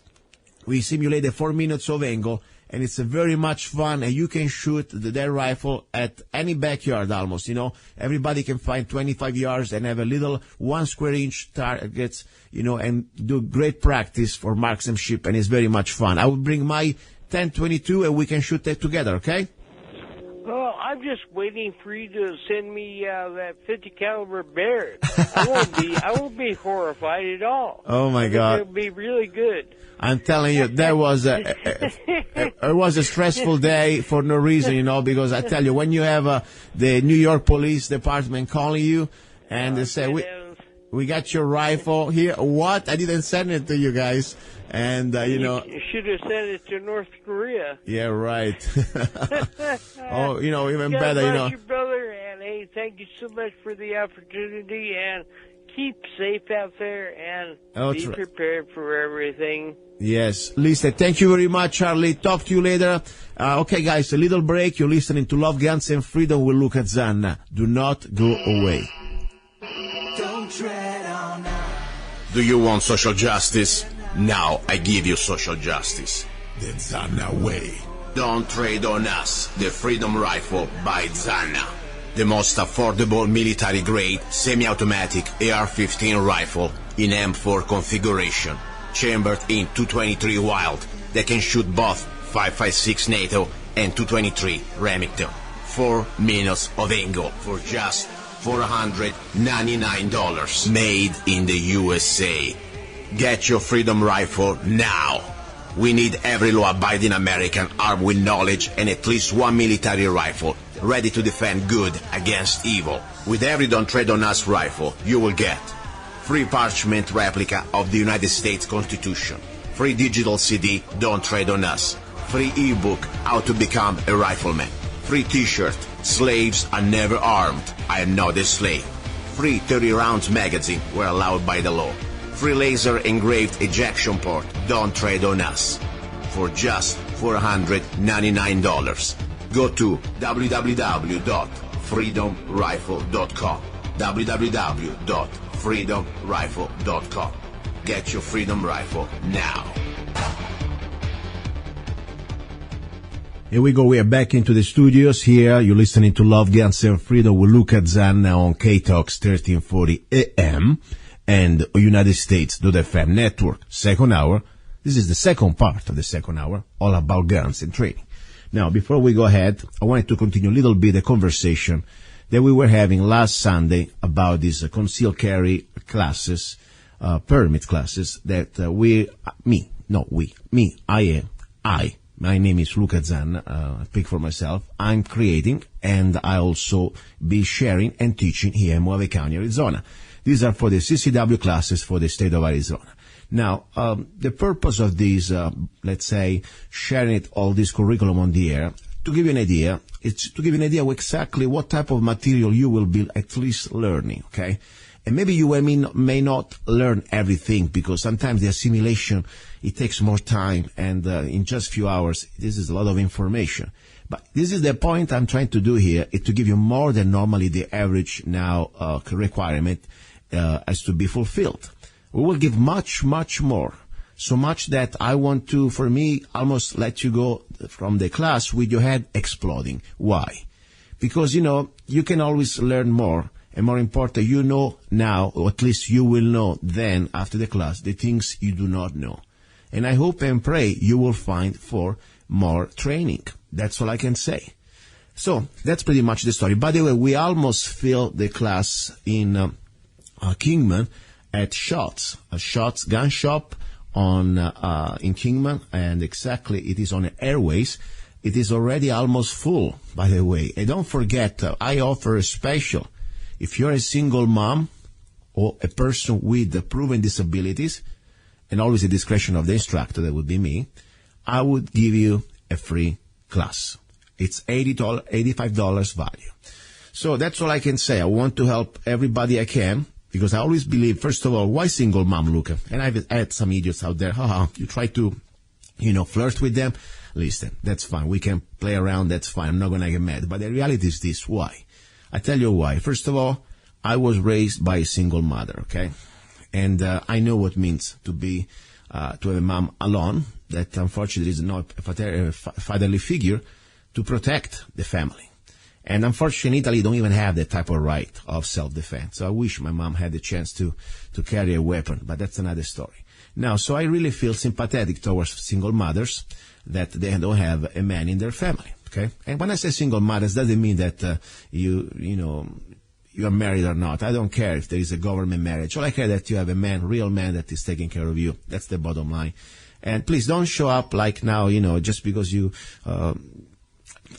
let's take advantage by the right way. Don't abuse this, because I want to give it seriously to single mothers, but I don't want to have people try to just fudge around for $85 to get a free class, because I want to give this class to people that really need it, who really need it, okay? That's the bottom line. So, that's why. And I believe the single mom is not just important for the role of defending the family, but also to teaching to the son or daughters, the safety, the basic, at least safety, in case she has to handle a gun in the house. So that's very important, because these kids, the son and daughter, is going to be the next generation. And if we miss the father, or at least a fatherly figure in the family, they cannot be taught how to learn the right that we have in America as the Second Amendment, and also how to exercise it safely. That's my bottom line. So I want to do that with all my love. I really mean it. And then if you have serious disabilities, proven disability, that let's say on the wheelchair or things like that, and you need some, maybe you can afford it, guess what? Just talk to me, and I'll give it to you for free, and I will keep this private. As I said before, you're not going to get an announcement in public. By the way, you got a free class. No, this is private between me and you. Okay, I respect you, and I want to do the best to help you. That's the bottom line. Now, before we go ahead, I want to remind you, yes, if you want to join these Arizona concealed carry classes that we taking here, making happen in Kingman, Arizona, you should go to the website azccw.us. azccw.us, okay? And you can go there and it will open the page Arizona Concealed Carry Permit.com. So the bottom line is, we find the email, contact me, and let me know if you want to come or not. I will direct you directly to Shots, or you can go straight to Shots on Airwaves, Shots Gun Shop in Kingman, okay? And at that point, you can, if you're lucky that you still have places, because we almost closed, by the way, for this class for the 14th of January. So use this opportunity, please. Now, let's go back to the class. First of all, what we're going to do here, I want to take back from where we were. We were talking about different things. As I said, this class is going to be objective class. I said we have about 4 hours to go through all the material before we go to the range. But I say if we need to take an extra hour, I will take an extra hour, because the idea I want to give you the best I can. So, and I said also at the end that there is the opportunity to go to the range. The qualification at the range is not more mandatory. Many other classes, they don't even put it there. They don't want to spend the time and the hours to let you go to the range. But I do it. Why? Not because you need it, but because I think you need it for yourself to know exactly a reality check where you at. This is not anymore about because the state demands to have that. But I want to help you to say, okay, first of all, what type of gun do you have? Does it really work, your gun? Is it something that you can have easy access? Do you have a good holster? Let's see. We will try first dry. And I will give a complete, total attention to one-on-one. This is not going to be like 10 people out of the range, shooting them, blasting them dangerously, don't even know what's going on. No. One-on-one. I will follow you personally. That's why the class is a limited number. And I want to see, first of all, that you do the exercise without gun correctly. First of all, that you understand the exercise. Then I want to see how you do it dry, without ammunition. And then if I find that you are safe enough, you can shoot whatever rounds you need to shoot at a certain distance from the ready position. Then I will show you, of course, how to present a gun in the real life from concealed. Because the problem is many people think, I have a CCW, and at this point, I pretty much can carry a gun in public concealed. You don't even need a CCW to do that. In Arizona, you can carry without CCW. But the problem is that sometimes many people don't understand. You need to realize that to present the gun into a fight from a concealed position, or even just from open carry, okay, holstered situation, it needs training, and it is probably one of the most dangerous things you ever do with a gun. Seriously. That's why you must train. You must train and find qualified training. Just because of that. And the point is, you do not walk in public with a gun in your hand. That would be insane for many reasons. It would be, first of all, illegal, and also would be completely insane. So you can do that maybe around the house. If you have, if you hear a noise, you get your gun, you're ready on the ready position. But if you're in public, you're going to have the gun, hopefully, safely holstered according to the system of holsters, the retaining system that you want to choose. But the point is, you must be sure that you can deliver the gun into a fight in a safe way without shooting yourself or, negligently discharging the weapon and maybe hitting somebody that you don't want to. And also to know exactly how long it takes, that process. You're not going to have like a lifetime.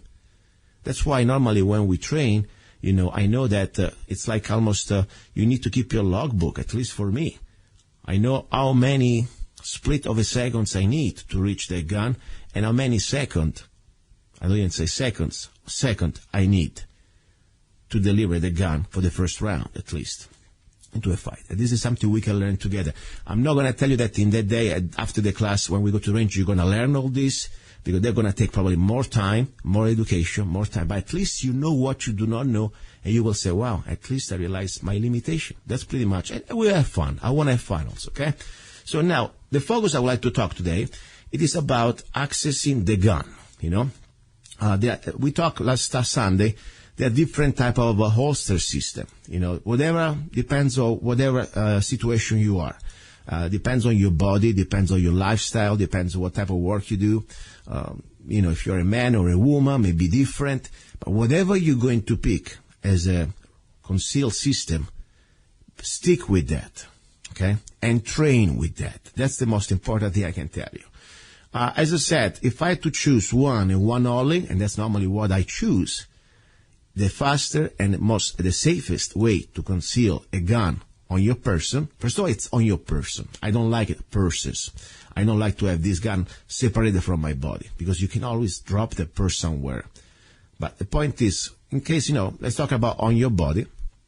I like it at 3 o'clock outside the belt, okay, outside the pants, on my belt as a hip, 3 o'clock hip, okay. I said before, people say, you know, maybe these are not as concealable as other situations. That's true.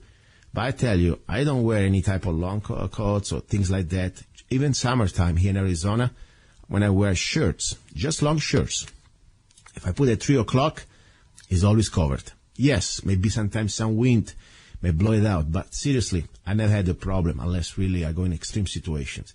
But why I like the 3 o'clock position? Because it's the fastest and the safest position to carry a gun. That's true.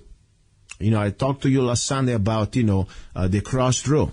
There are some benefits, yes. If you are a truck driver, you know, you're always sitting down. It's easier to probably take your gun off, you know, in case you have to. But in your walk in the real world, you have a problem, two problems. First of all, with a cross draw, you're going to muzzle a good part of your, let's say, a non-firing sight, at least 180 degrees almost, okay? That's pretty scary. Let's say 90 degrees to be safe. But anyway, you're going to muzzle a big part of the audience. Dangerous, not good. A violation of pretty much the first rule, okay? Always point the muzzle in a safe direction.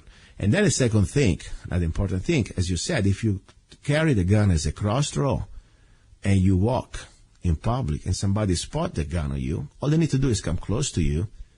And when they're close to you, you give them the perfect position to snag your gun. Easy, like that. Anyway, so let's stay with the simple situation of a 3 o'clock hip holster. As I said before, always find a dedicated holster.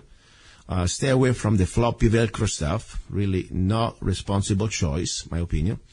And more important, find let's say, a decent level of retention, but without overdoing it.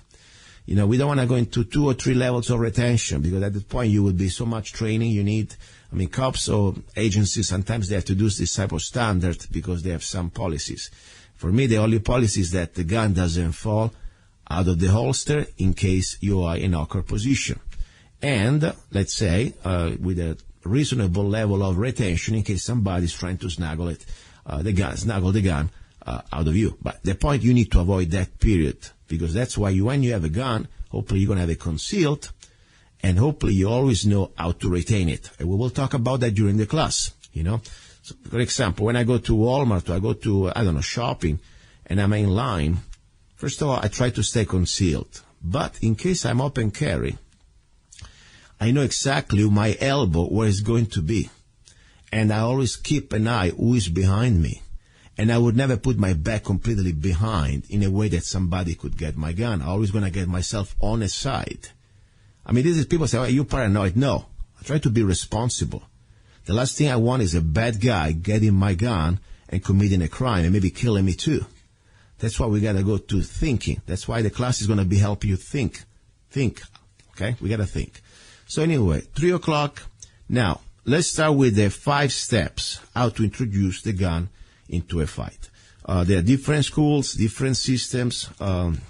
You know, there is the NRA system, there is the front sight system. I pretty much got, for me, the best way I like it is the front sight system. Since I am an NRA instructor, But I'm not teaching NRA classes, okay? I like their system, I learn a lot, and I love it. But, I like to get the best out of everybody, That's why I do not do specifically NRA classes, because I like to get some NRA information that I find very important with other sources. Like Frontside, I think he has a very good curriculum when it comes down to the self-defense. And, of course, I am not even a Frontside instructor. I'm just a distinguished graduated student that I like to share everything I know. Now, first of all, you need to have access to the gun, okay? I would count that as a count one. This is probably the most important step for speed. This is where you want to completely use explosive speed. Remember, at the beginning when you train, though, you always do it completely slow as possible and dry without ammunition, okay? So the idea is you want to the firing hand, your firing hand must reach the gun while securing a firing grip on the weapon as high as possible. Because remember, this is the last time that you're allowed to move the firing hand to secure the right grip. So that's very important. At the same time, though, the support hand must touch the belly area with your fingers flat, like almost hitting the midsection in a very explosive movement, as fast as you can. So you want to be sure that you do that at the same time. Your firing hand is going to go straight to secure the firing grip, and the support hand is going almost to slap your midsection of your belly. Okay, bang, one. Now, this is if you are not concealed. If you have concealed, you must access the gun. So you must sweep the garment that you have. Depends what garment. If you have it's going to change the technique. Now, this is not exactly something we're going to go into details, because they say they take a class 4 hours just for this, but at least I give you an idea how it can be done, how it should be done. So number one, you have access the gun with the support hand on belly. Why people put the support hand on the belly? For two reasons. First of all, safety. Because, the last thing you want to have your support hand hanging around in front of the barrel of your gun. Many people shot themselves in the hands, believe it or not. So you want to train them for that. Second, the support hand slapping the midsection of your belly, it will help you in speed. It's almost like a contraction muscle. So bang, step one, access the gun. At the same time, you sweep. Completely you clear, okay, the area of your concealment. Now, point two, you grip the gun, okay? Grip the gun, and at that point, you pull the gun up until clears the holster. So, one, you go on the grip. Number two, you pull the gun up. Many people say, wait, I'm driving right now. Should I try? No, don't try that. This is just to give you an idea. When you go home, try. So, you want to be sure, at count two, when you pull the gun up, that clearing the holster, your finger must be straight off the trigger. This is so important. This is many people at this point, they don't do it right. They can start to shoot their feet. Seriously. So if you have a 1911 style gun, the safety is still on, okay? The support hand in this situation, it still stays on your abdomen.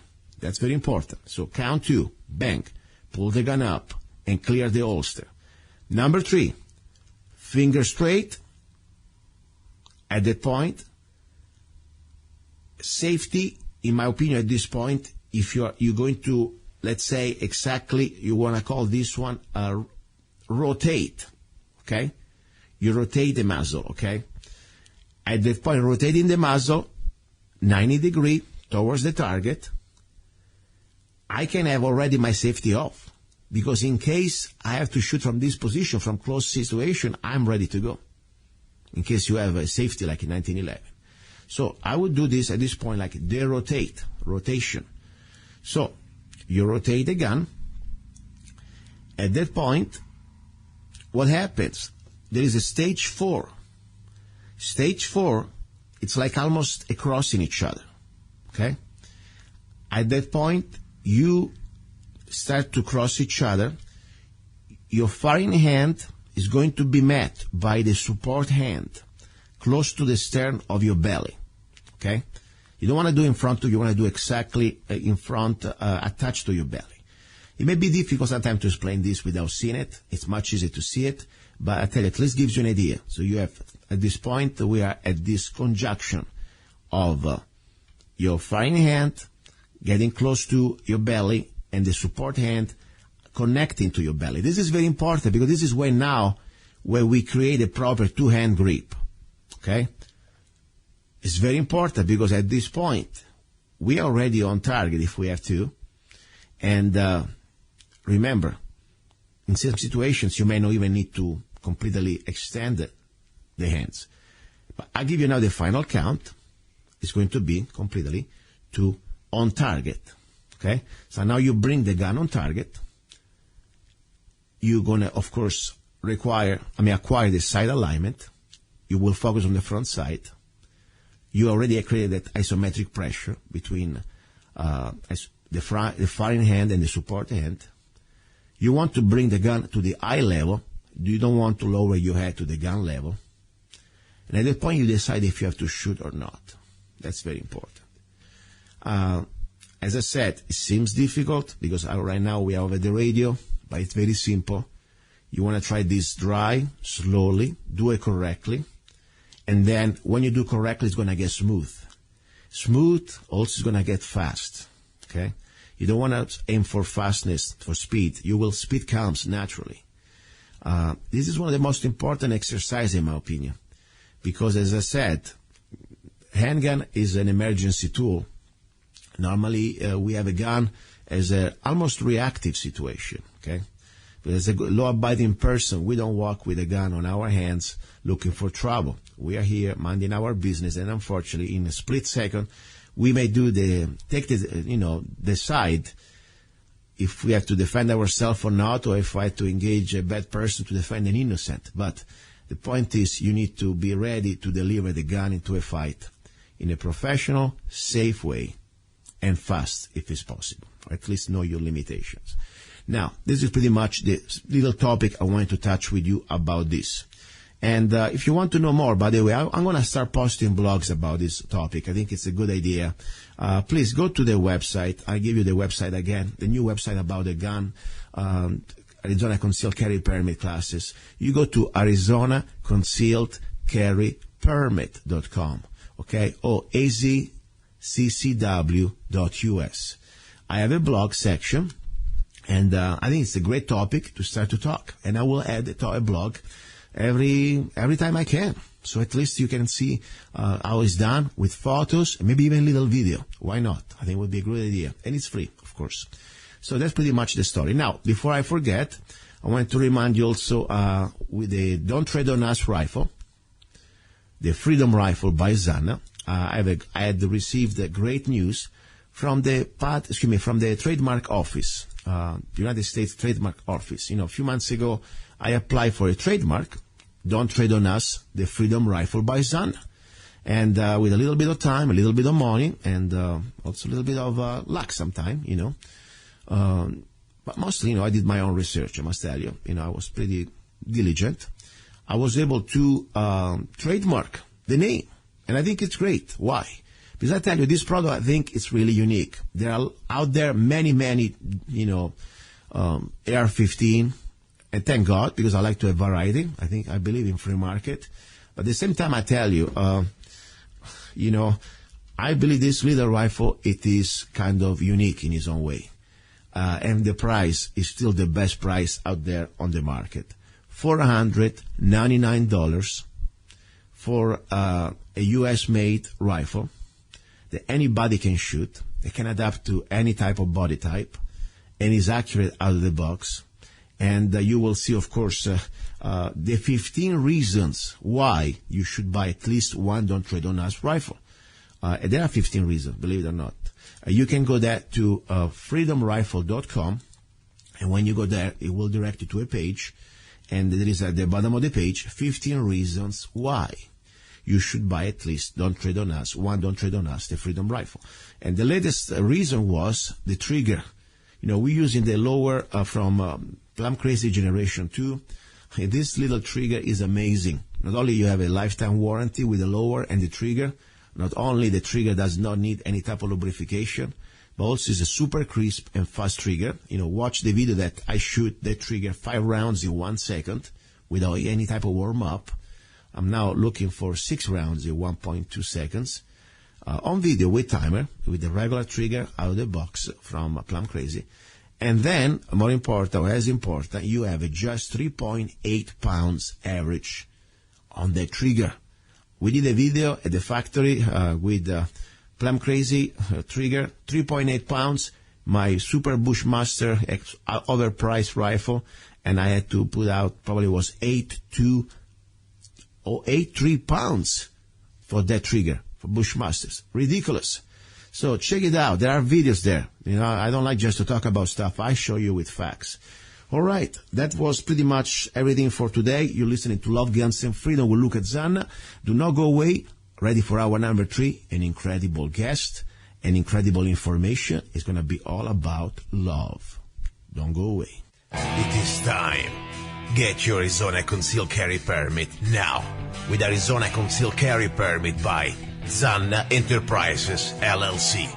Become a more responsible and educated gun owner. Carry legally concealed in 35 states. Carry permitted in restaurants where alcohol is served. Learn where and how you can legally carry a firearm in Arizona. Learn where you can use deadly force. Where can you display your gun or not for self-defense? Learn how to deal with law enforcement while carrying a firearm. Learn how to be aware of your surroundings and how to avoid a confrontation. Buy your gun without waiting for a background check. Get your Arizona Concealed Carry Permit now. Go to www.azccw.us. Go to www.azccw.us. Free for single mothers and people with disabilities. You're listening to Love, Guns, and Freedom with luca-zanna on United States.FM network.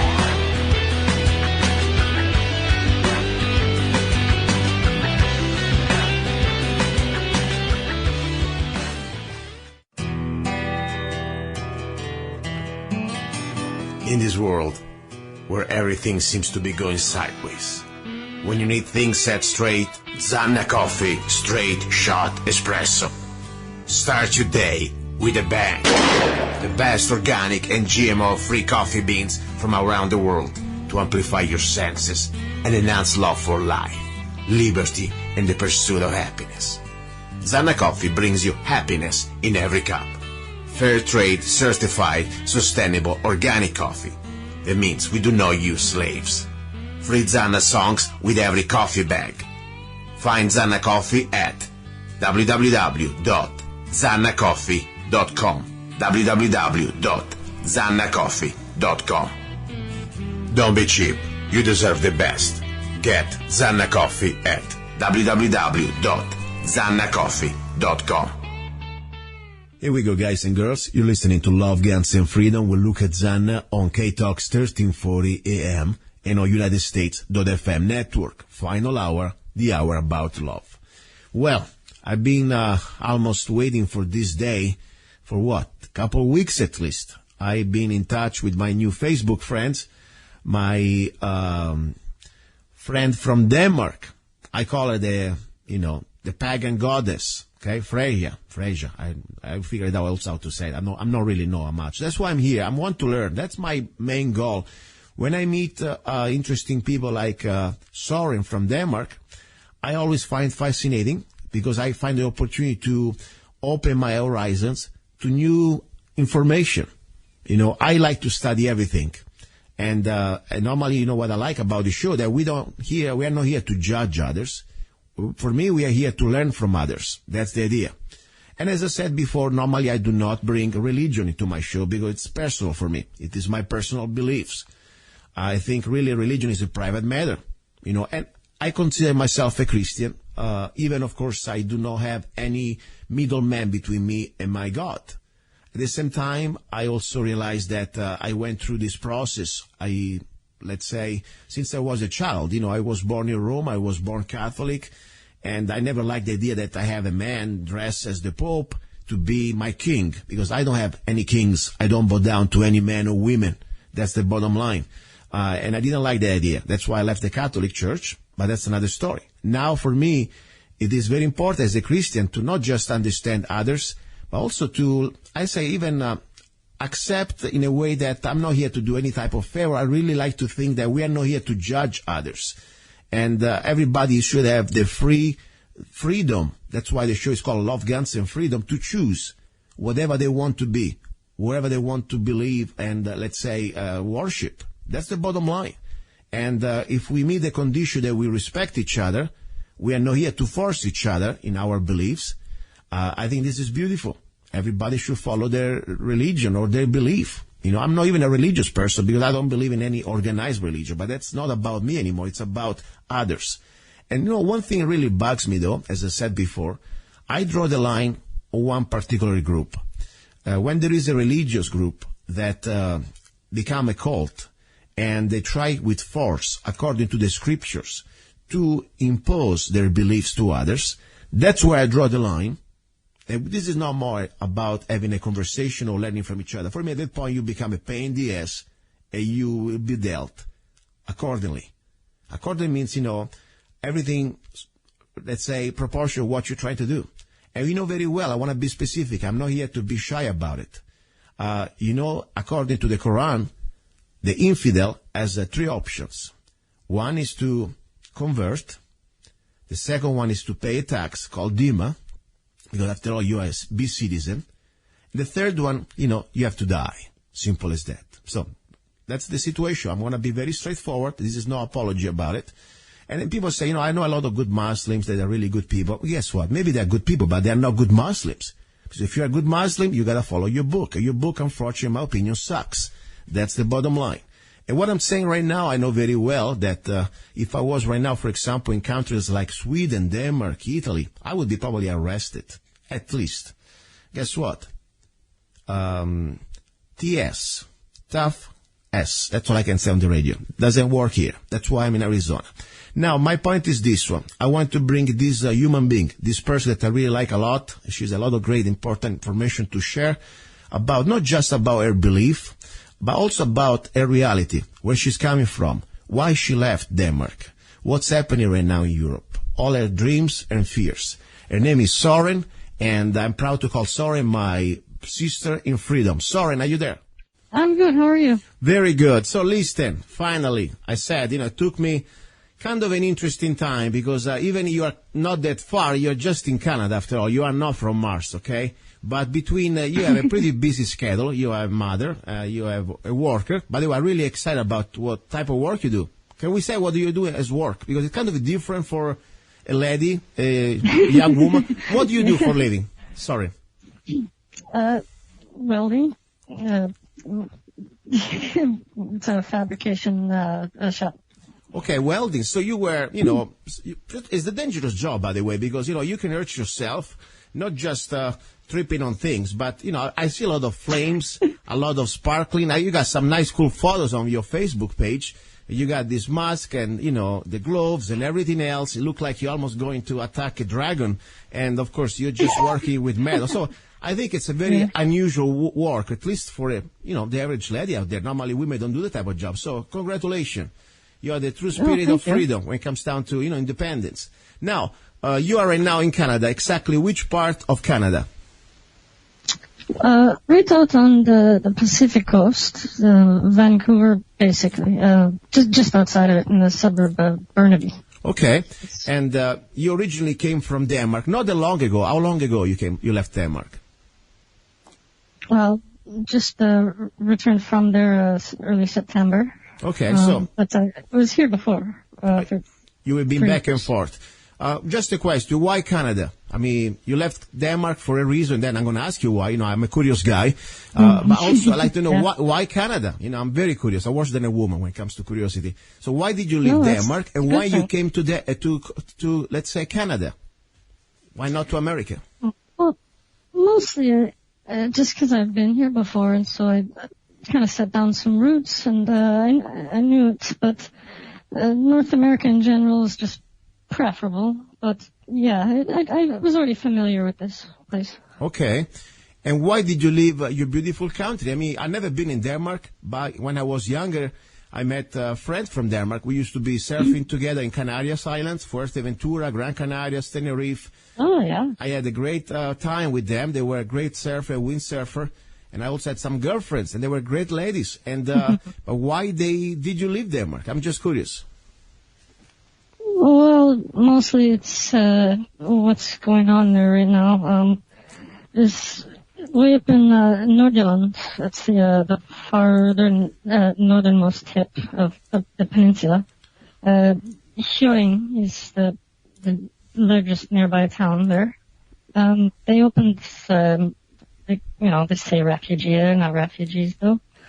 But they opened a migrant center there, and it's just become unbearable for a lot of people because it's Okay, I lost you a little bit with the sound. I mean, what you're telling me is nothing new from Italy, probably, nothing new from Sweden, like we heard last Sunday with our friend Jessica. I mean, this is not anymore like immigration. Like, you immigrate to a country, you try to find a job, and you follow a process. This is what I see from here.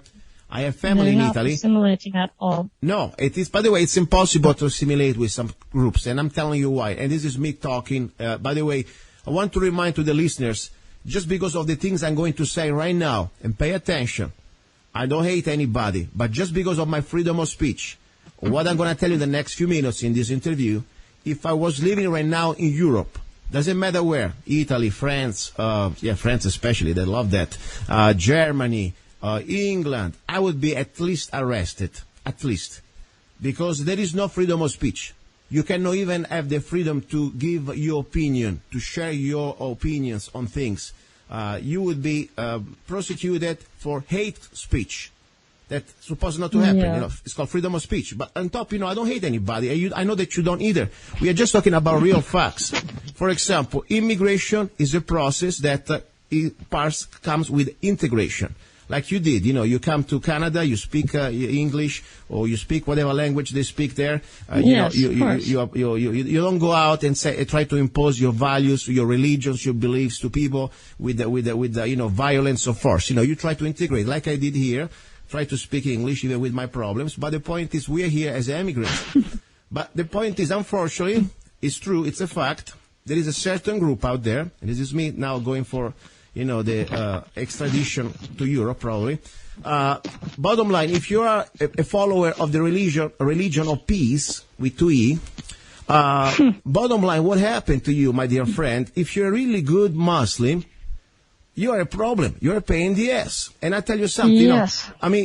If you're a regular guy, that, and there are exceptions. There are good people, even in the Muslim, because they are not good Muslims. They are good people, period. They were born Muslims, but they don't really want to follow every word that their prophet says.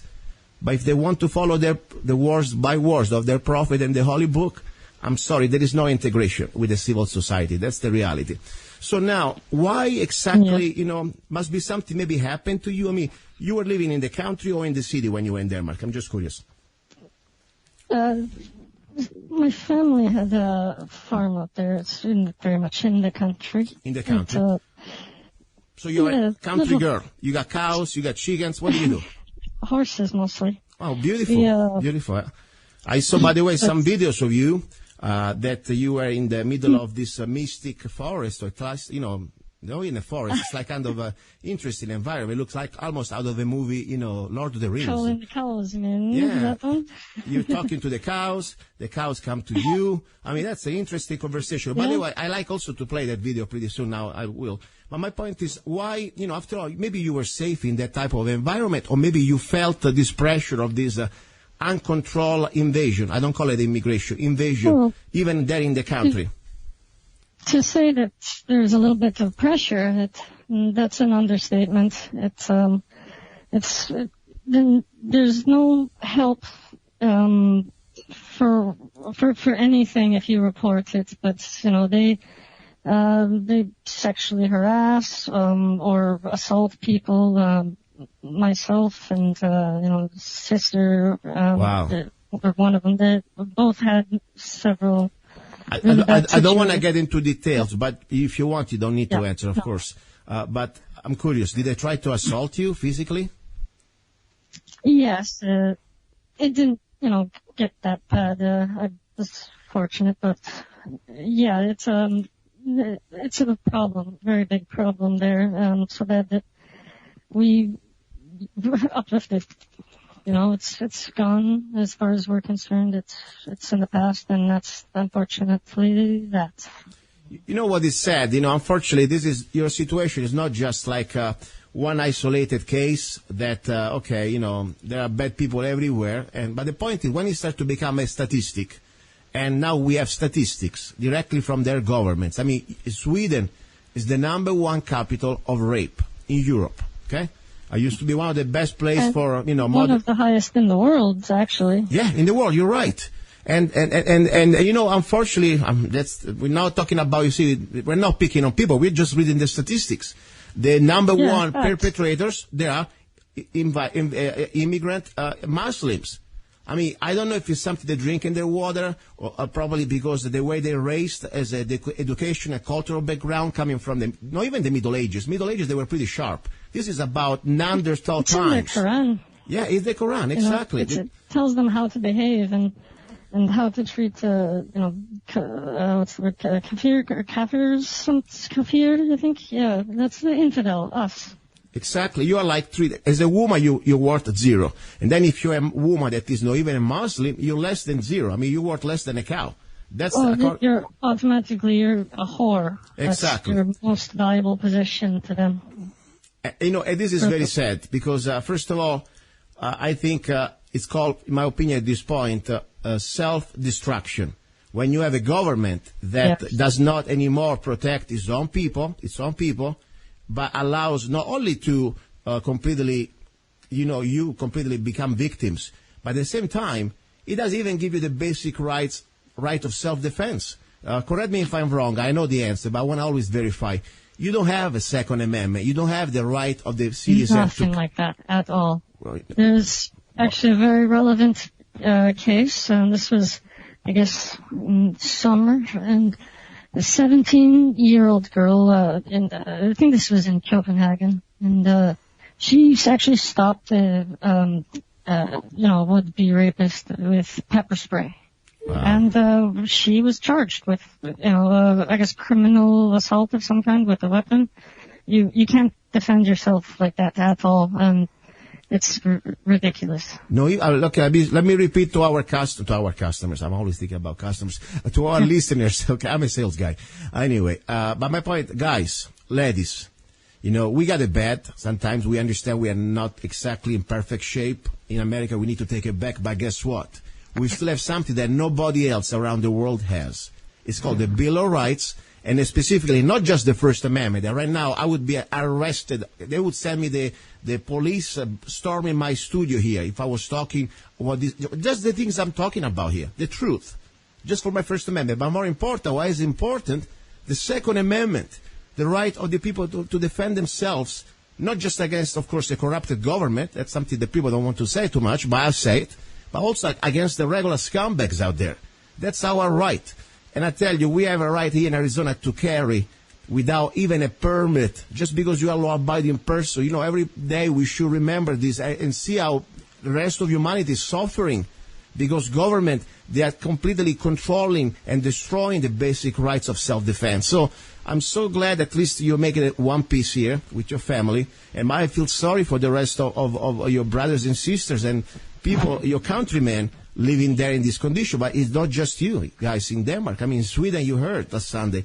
In Italy, Sweden's way worse. Yeah, it's much so. Italy is the same. Trust me, I got family there. It's ridiculous. Like living in war zone. You gotta lock yourself behind the doors. That's all you can do. Now, and no one here really hears about what's going on over there either. No, they don't, the news, I'm sure they don't put much information out. Nothing. They try to completely, we will talk about this even more during this show, this hour. But, the idea is this is not an accident. You're a very educated lady, always trying to learn new stuff. And you found out that there is a plan, that it is not just some corrupted politicians, getting together. We want to try to everybody kumbaya and we get everybody in. No, it's called the Kalergi plan, at least this invasion of and destruction of sovereignty of European countries and the blending in completely planned to create a new mud race. That was Mr. Kalergi, one of these New World Order planners during the 30s. People can Google it. And those are his words, too. Yes. I didn't say people mud race. I'm not trying to call anybody. For me, I don't care if you're black, white, or yellow. The point is, I don't want you to be a pain in the ass. That's all I care. We all can get along if you don't start to impose your beliefs on me. Now, talking about beliefs, the reason why I want to bring you here, one of the main reasons, because I like to study everything. I'm kind of a curious guy. And, as I said, normally I don't talk about religion on this show. It's my personal private journey, okay? I'm not a saint, but I try to learn, improve, and do everything. I know myself. I don't belong to any type of religious group. I believe in Christ, but I don't believe in any middleman between me and Christ. Now, beside that I tell you where I'm coming from. I was very fascinated by your beliefs that, according to what I understand, you are pagan. P-A-G-A-N, correct? Yes, prefer the term heathen, but yeah. Heathen. Okay, I want to be sure I got it right. Heathen, perfect. So you are, let's say, you have completely different belief system, or at least from the average, Christian out there. Okay. Now, I want to know more about this, and the reason why is, first of all, the point is this one. If we believe in freedom, and I think most of my listeners do believe in freedom on this show, we have the first freedom is to respect each other and to accept each other with the condition that we do not impose our values on others through force. Simple as that. So we should be able, in a free society, exactly the opposite from the Muslim society, like in Saudi Arabia and other parts, wherever they are, to be able to live together, even next to each other if we have to, minding our business, respecting each other, and worshiping whatever God or goddess, or no God at all, even if you're atheist. That's the bottom line. And on top, I would like to say, as a Christian, a true Christian, according to the scripture, we should not judge others. This is something that many Christians forget. And I'm not here to preach, but I tell you, I get really mad when I see Christian people out there start to look down to other people, even to other Christians like me, just because I don't go to church, for example. I don't go to pay anybody's dimes or, fees, or I don't worship any prophet or anything. They just look at me like probably I'm a kind of a weird guy. But regardless, these people, they forget one of the most important things that Christ said. Do not judge others. And there is a scripture that I want to repeat it just because I read it. Matthew 7:3. Why do you look at the speck of sawdust in your brother's eye and pay no attention to the plank in your own eye? So everybody that starts to talk down to other people, when the other people, they are not doing anything bad to others, in my opinion, they are not true Christians. They're just hypocrites. And they are somehow, I don't know, they are paying in the ass. That's my attitude. But regardless, now let's talk about your beliefs. Enlighten me. Tell me exactly what you believe. Tell me exactly, first of all, when did you start to find your beliefs? Is something that started when you were a kid, or you just somehow found out recently? Well, it was a family thing. I don't know exactly how far back, but probably all the way. People don't always realize, but, Christianity never, it didn't kill off or convert everybody. And so there were, specks here and there. It became a hidden thing, but the old customs were kept alive. And so that gets passed down. But, since the 1970s, it's been okay to, be more public with it. And that's is a very good thing. So, but, so for me, since childhood. I lost you for a moment. I'm just curious about something. Somehow the audio is going away. Officially, as you say, something very important. Some people say, there is a coming back to these roots. No, I believe that some people never really left the original beliefs because, not everybody converted. Not everybody wanted to be part of the Christianity there. I mean, I know that your kings or the different type of, people that were there in charge of the country, they started to convert and they will start to impose, or at least through the Pope, impose their beliefs to others. And I want to be, yes. I think also happens also with force. Am I right or wrong? You're dead on. Exactly. It's we used to have the sacral king. It's more of an honorary position. It's symbolic. Mm-hmm. But when the groups like the Varangarians, they went, and the South to work for the Romans or the Byzantines. When they came back, they'd seen how Christianity centralized power, and these men, they had ambition. So they kind of are the reason everything turned out the way it did. So the point is true anyway, and that's why I don't like organized religions. Otherwise, I believe that every man on earth who start to talk that is God or speaking for God, he should be kicking the ass, seriously. Starting from the popes, because the popes, I don't care if they are good or bad, they're always people that, first of all, is the theocracy. It's a king. And this is coming from a former Catholic. I've been Catholic all my life, even I never really liked the idea to bow down to any man, because I never did. That's why I left the Catholic Church. But my point is true. In history especially, we can see it. Unfortunately, the Pope was an army, was an empire, and they were trying to force the conversions. Maybe not as bad as the Muslims they used to do, but they were bad too. I mean, I tell you, they were kicking your butt if you didn't do it. People got killed. I mean, in Rome, there is a square called Piazza del Popolo, okay? Now it's just a touristic attraction. But people forgot that just 150 years ago, if I was saying what I'm saying right now about the Pope, I would have been my head rolling on the table there in front of everybody. They would have chopped my head because I didn't talk enough, let's say, respectfully about the Pope, And I'm not trying to, offend anybody. If you like the Pope, go with him. I don't care. My point is one, though. I think it's really important we have an open conversation with facts, with history, and start to realize that humanity, no matter which religion, if they have power, they will abuse that power.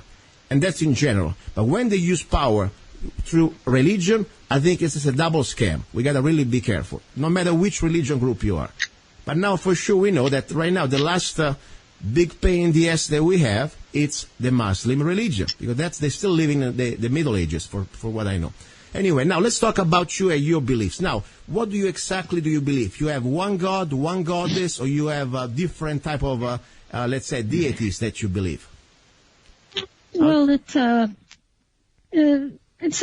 combination between, I guess, to use Christian terms, monotheism and polytheism. See, we have, many types and a large number of gods and goddesses, but it's pantheism, and specifically, sometimes when you hear the term gods, it's more of archetypes of your own personality, or something that it's not literal. It represents forces of nature, but there are, or I should say that we believe that there are different types of deities. So, okay. Give me a couple names. For example, who is the number one god out there, the boss? Is there a boss, for example, like there is in the ancient Greek, there is a Zeus, and in Rome was a Jupiter. Do you have let's say, a general among the gods? Somebody that is in charge? Yes. The All, or Allfather, the Orphan, it's the one mind that's everything exists within and is in everything. Is the Most High. It would be the equivalent of Jehovah. Okay, what is the name? Say again, the name of this God. What is the name? Orton. Okay, perfect. Now, then there are different type of deity. I know there are also female type. I know that you one that you like a lot, and you impersonate yourself, or at least you believe that you have some sort of affinity. Tell me about that, because I like the name Freya. Am I pronouncing it right, Freya? Yes. Wow. Yes, it's Freya Vanadis is its title. She many names in different cultures, but she's the goddess of beauty.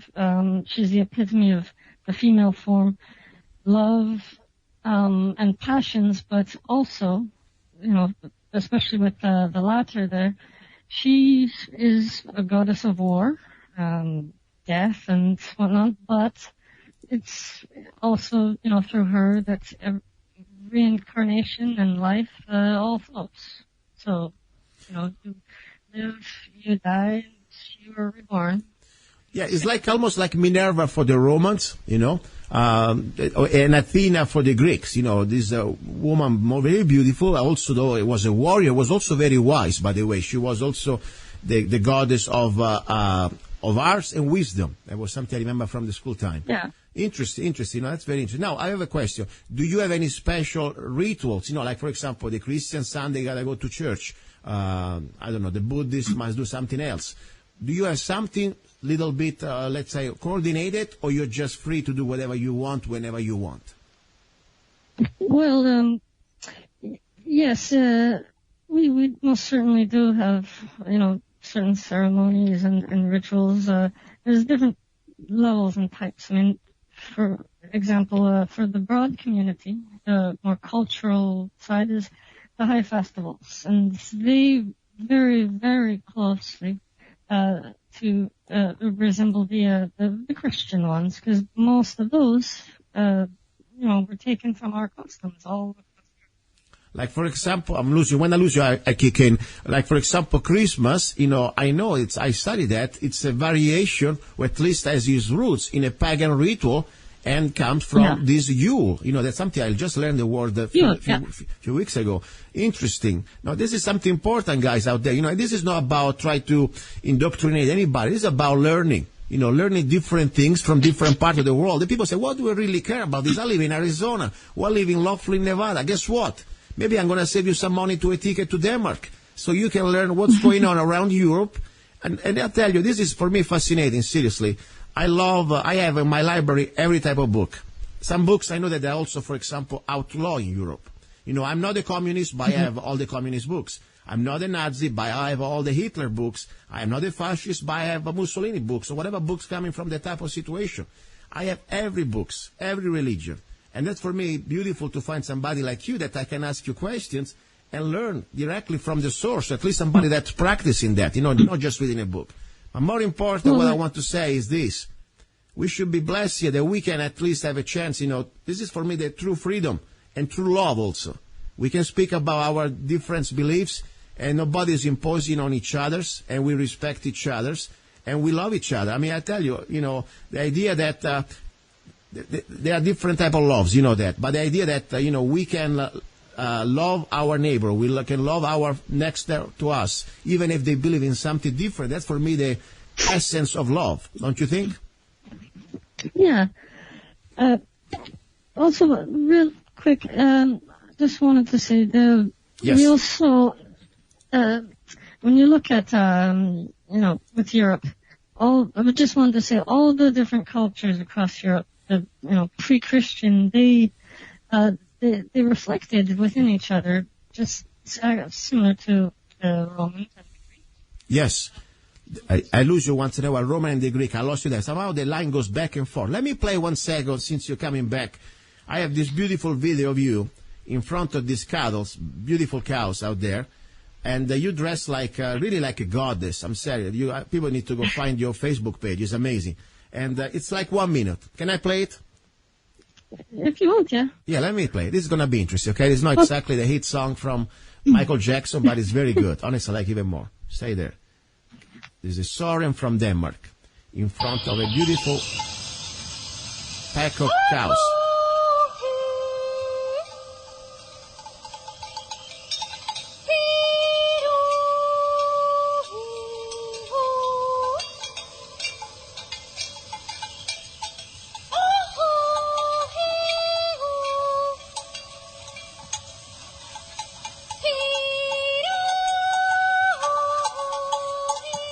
Cows are coming. It's amazing. You gotta watch this.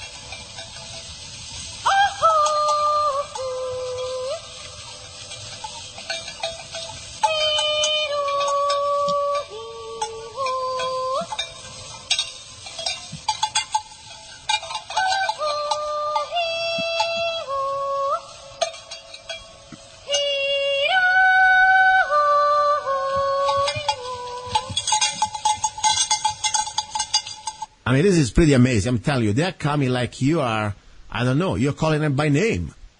That's a beautiful pack of cows. Are these your cows when you were in Denmark? No, those weren't. It was just a field that we came up to. Beautiful, though. Really beautiful. I like even the way you dress and all this fog. It almost look like out of a movie. I'm serious. I mean, this is amazing. What you were saying to these cows? Any special message, or you were just trying to communicate frequencies? Yeah, it's different animals, mostly mammals. They respond to certain sounds, especially like with female voice. It's high pitched, so yeah, it attracts them, and or you can also repel them, but that doesn't always work. So, but yeah, a lot of animals they'll come right over to me. Correct me if I'm wrong, because I don't want to assume anything. One thing, though, I fascinated about your belief that there is a strong connection to nature. I mean, it is. As you were talking before, in private, this pantheism, do you find the divine essence pretty much in everything? Am I right or wrong? Absolutely right. In everything, the example I use with people is a water glass. So you have a glass full of water. If you stick your fingers in it, and then you make the droplets on the table. Mm-hmm. So those droplets are not equal to the glass, but within you can see the reflection of the whole glass within each one of those droplets. Microcosm and macrocosm type thing. It's the all is in everything, and everything is in the all. Interesting. No, this is very interesting. And you know what? One thing also I want to say, why I want to bring you on this show more than ever. There is a plan to enslave humanity. It's called global government. And how are they going to do that? They need to destroy the identity and the sovereignty of each nation. And how are they going to do that? They need to destroy history, so they can rewrite their own future. The future is going to be very sad for humanity. We're not going to have any more, our background, our heritage. We're going to be all one big pack of slaves. That's what they want us, like the mud race. So for me, when I find people like you, regardless of what you believe, it's not about belief. It's about that you could reconnect to your roots. You reconnect to the idea that you're supposed to be a sovereign nation with your own language, your own culture. Exactly the opposite of what these bastards they're trying to do to us. I think it's something very important that we need to understand, and also the connection to nature. I mean, they try to pack us in these big cities like sardines, in these Agenda 21 scenarios. We know, no mobility, no more connection to the nature, eating food that is not even for animals should be allowed to, and you go instead completely to the opposite direction. And this is, I think, is very important. And also the fact, the idea that to create a family, to have an opportunity to reproduce yourself, because we were talking before, the situation in Europe now, it's growth zero. I mean, tell me a little bit about that. Yeah, minus. Tell me exactly what's going on, because something almost here. But tell me in Europe what's going on with the white, let's say, autochthonous population reproduction. Yes, the demographics are, what they reflect is we are not reproducing. We have a culture that has kind of destroyed the nuclear family, and women also are being taught that it's oppressive to do so. But then actually it's one of the greatest joys ever. But if you go back a few generations, what you have is perfectly normal. A family to have 7 children. Sometimes more, but then you go to another generation. Yes, I lose you again. You were saying another generation, we're going to lose everything. That's pretty much the story. I mean, we are killing ourselves. Yeah. By the time you get to our generation, or mine, I should say, maybe if people have a child, it's very rarely 2, but I probably without you. Unfortunately, you go back and forth. I don't want people to miss part of what you're saying. But I think I got the idea. The idea that, unfortunately, the average European family does not reproduce anymore like used to be in the 40s or 50s, have at least 3 or 4 kids. Yeah. Now they have 1. And you have the invaders, the way I call them. They come there, they make 6 or 7 at a time. By 2050, we're going to have all Europe pretty much dominated by a specific ethnic group. That is not even about ethnicity. It's going to be about religious group. And we saw right now, for example, in England, the new mayor of London, that is a Muslim. As he got elected, the wife started to change dress, started to wear all this bijab, whatever it's called anyway, it goes back straight. And you cannot even advertise anymore, let's say, an attractive woman on a billboard. They're trying to suppress that too. And next time they're going to say, you cannot drink anymore. Oh, guess what? You can drink, but we're going to tax you double. Slave.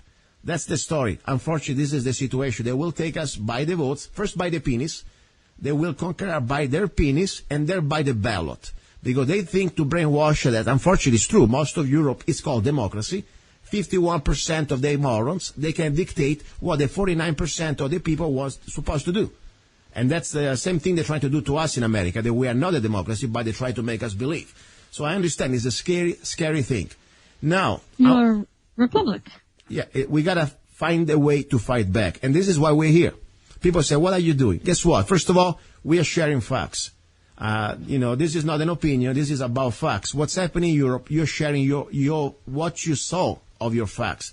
And the facts out there for people who want to see them. And people I'll say, how can we do after we learn? First of all, you learn, and then you share. And then we start to reach critical mass. And then we can start to elect people that they're going to take care of our rights and stop this completely genocide that's happening right now, not just in Europe, but around the world. Because the idea is to enslave us all. And they will use the useful idiots, like these people that they're going around believing that they are somehow the chosen one, and they can chop us head. And the reality is this, out of their book, if they take over, you have 3 options. 1, to surrender and submit and become one of them. 2, you got to pay a tax called DIMA, in case you do not want to become a Muslim. That's what happens normally in Saudi Arabia or countries like that. And then you have the third option, they just chop your head. That's the third option you have. And by the way, if you are, not a Muslim, you are not even allowed to have guns. You have no many rights that normally. Oh, no. That's the bottom. So that's the reality. So that's what I'm talking about. People want to believe in fantasy land. That's fine. This is reality. And I'm sorry. Rape is bad and it's terrible. But before rape, there are other things can do after to you. So that's the sad story. Now, listen to me. How is the situation in Canada? Is as bad as Denmark or a little better? When it comes down to this problem. Much better. It's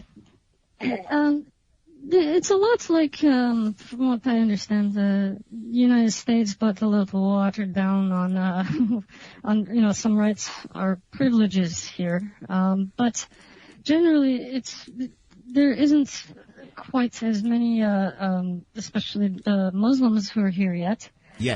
But there's a prime minister here. That's why I said yet. The man, he wants to bring in lots and lots, and he doesn't seem to think that groups like ISIS are a threat. In fact, he just, I believe. I could be wrong, but I think he passed a law, or his party did.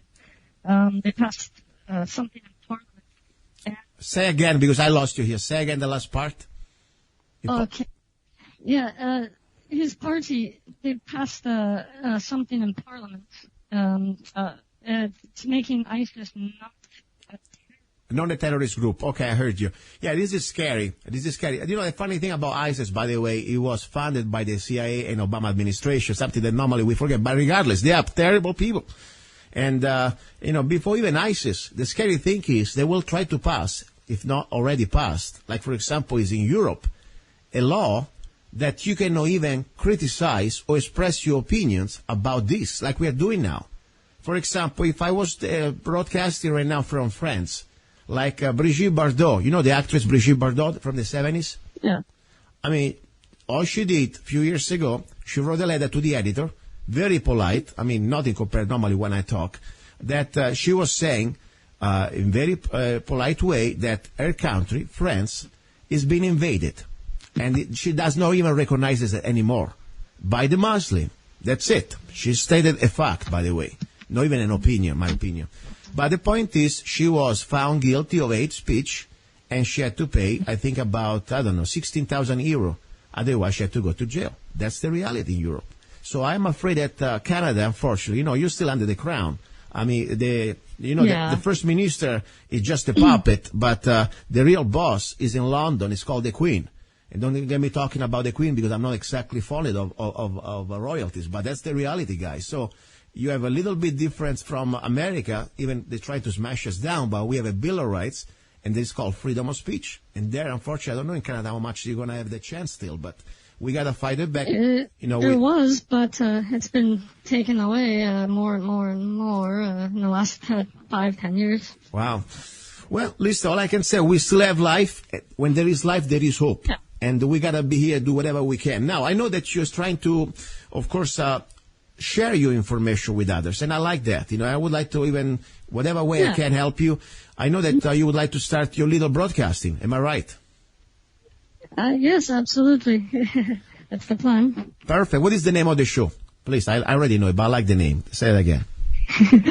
English name is Victory or Valhalla. Okay, and give me the Norseman language, the Danish version, too. Well, in Norse, it's Valhalla. Perfect. This is great. So, and you're going to talk about pretty much what's happening in your country, your cultural background, heritage, and I think that's exciting, And I say, I'm nobody. I'm just a guy that came here by mistake on the radio. But whatever I can do to share my little experience I have, I'd be happy to do it. And, you're free also, of course, after you produce your show, to upload it also on Sweden.fm, one of the domain names that I would like to share with the activists like yourself to reclaim your freedom, your sovereignty, and more important, to share this information to the rest of people that maybe they're still in that zombie land, That's very important. Now, I want to give you the floor. Whatever you want to talk about, topics, could be religion, could be politics, could be anything. I give you the floor. Go ahead. Okay. Well, mostly I wanted to, originally with the whole idea of, the broadcast, before the Muslim invaders started coming in, the fastest growing spiritual groups, especially in Northern Europe, was basically us. There's a big resurgence right now. And I think that's just a beautiful thing. Beautiful. You'll notice in Western countries, especially North America, unlike Asia and Africa, people here, they go camping. There's this need to get back to nature. There's something about living in the cities. It feels unnatural. So, I'm losing you a little bit. Sometimes it goes back and forth. It's like a ping-pong effect, this line today. Anyway, so you're going back to the nature. That's pretty much the idea you were saying, right? Are you still there? Yeah. Perfect. Yeah. Go ahead. So, but, some people, they want to feel connected to the world around them again. And, especially in the West. Now, talking about nature, I want to have your opinion about this. Don't you see that there is, my opinion, let's say, almost like a planned castration, chemical and psychological castration of the average European and even American man, by the way.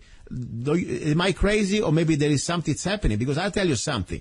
100 years ago, forget about the time of the Vikings. The invaders, they would have even made it to the borders, okay? They would have been kicked out and probably chopped for dinner for their dogs before even they came through the borders. But my point is, even 50 years ago, the average European man, I believe, was much more involved. It was much more a man and say, wait a second, you cannot come here and rape our women. You cannot come here and be on our tax dollar. You cannot come here. They would have revolted.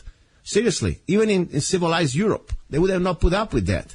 I see now there is like the average man is like a GMO man. Seriously, I have some people that I see from Italy, friends of mine, their son and grandson, they look like hybrids. I say, what happened to them? What do you think is happening, in your opinion? The conditioning, the states, it owns our youth if you put them through public schooling, but also, things we eat and whatnot, it's our technology, Yes, I lost you again. What you were saying, no, it's not just, there are different aspects. So you got the psychological brainwashing from the public re-education camps, like I call them. Then, of course, you have social media. That means not even social. I'm talking about television programs, things like that. And even social media. I mean, Facebook now is trying to brainwash and create propaganda news. And then, of course, you have, I really believe that this is something so important. Sometimes we underestimate it. What you eat and what you drink. I mean, estrogen is a chemical matter. If I start to put myself every day injecting estrogen, I'm going to act like a chicken, like a woman.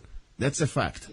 Yes, you'll be more stressed out as well because estrogen is one of the stress hormones. Yes. Men aren't supposed to have lots of it.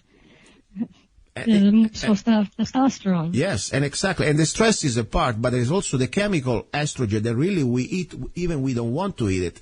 For example, if you eat meat, the average cow out there, it's full of estrogen. They fill it up to have better water retention so they can sell it for more weight. And that's the story. And then, of course, we were talking before about the plastic bottles, the BPA. That's something destroys your endocrine system, your glands. You becomes to produce more estrogen. I mean, and food in general, GMO food is not exactly health food. I mean, the story with there was a research in France just a couple of years ago.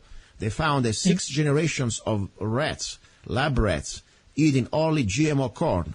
After the 6th generation, they were all sterile, and they started to develop all tumors in their stomach, intestine. So that's the story. They're doing that not just to make a buck, in my opinion, but also to completely create this depopulation plan that they have. Well, look at all the cancer everywhere. Cancer never used to be as rampant as it is now. Yeah. And, and I have nothing against gays. Guys, I have gay friends, a gay, lesbian. I don't care. You're free to do whatever you want. It's not my business. All I care, you don't do it in my face. But my point is this. One thing, you are gay because you want to be gay or you like to be lesbian. That's your business. But when somebody, by design, by fraud, try to manipulate your hormones, that's wrong, in my opinion. You should have the right to be whatever you want according to who you are, not what they want to make you become. And unfortunately, it's true. If you are gay, you're not going to have kids. That's the reality. Yeah, you may adopt, but it's going to be a mess situation. It's not going to be the classic family that normally we used to have to reproduce the humanity. So that's the story. So that's also the way they stop the productivity and, of course, the reproduction situation. Now, any special ritual that we should be afraid of you, pagan heathen? Do you eat babies for dinner? No, okay. No. It's nothing like that. Okay, I'm just being, I like to, because I know that sometimes they try to mix you up with Satanism. I know that you have symbols that they are completely for the ignorance eyes, and I'm saying ignorance people who don't know, they may think that it's something connected to the devil. But this is different. You do not worship the devil. Am I right or wrong? I don't believe in him. That's completely alien to my culture. I can't worship something I don't believe in, Exactly. And this is the point. Sometimes we assume things because we don't know. And we pass judgment for things that we don't know, and maybe we shouldn't pass judgment. Now, do you have any type of interesting encounter with maybe some, local priest or pastor or anybody that maybe doesn't understand what you're doing and he doesn't really mind this business? They start to, give you a little bit hard time because after all, you are the witch from Denmark. Yeah. That was what the Christians made up the stereotype of a witch. They're demonizing us, but absolutely nothing to do with modern Wicca or whatever. But my point is always this one: if you are there, you mind your business, and you don't force this to anybody. I never heard pagan going around, getting the axe. Hey, if you don't believe what we do, we chop your head. Never heard that. The point is, that's your business. That's your business. That's the point, and that's my only point. That should be, we should be free to believe in whatever we want without judging others. Now, you have interesting tattoos, by the way. I would like to see you one time. I'd like to post a photo. I will post a photo on the homepage of Love, Guns, and Freedom. I will post the photo of course, with your permission, of Soren from Denmark. Okay? The Viking lady. Well, And tell me something about it. Any special meaning of one of your tattoos? You have different tattoos. Pick one tattoo that is kind of different from what normally we would see in European, only regular tattoos culture. Just pick one? Well, I mean, everything from the knotwork I have and whatnot, but one that would stand out, I suppose, on my neck. Yeah. You got this sort of interesting, like skeleton of an animal. What is that? Like a cow? What is that? You have a skeleton of an animal on your neck.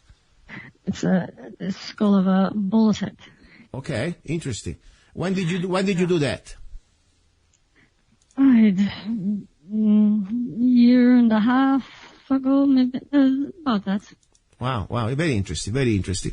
And then, then you got also other tattoos that people I see in movies, especially the one on face. They are kind of, almost, when you see this movie from the Celtic people, from the Norwich people. I mean, I saw this. They are historical, by the way. They are not just, tattoos like people would do for bikers. These are historical tattoos. I mean, did you learn from somebody? Did you just go to school? How did you learn about these tattoos? I'm just curious.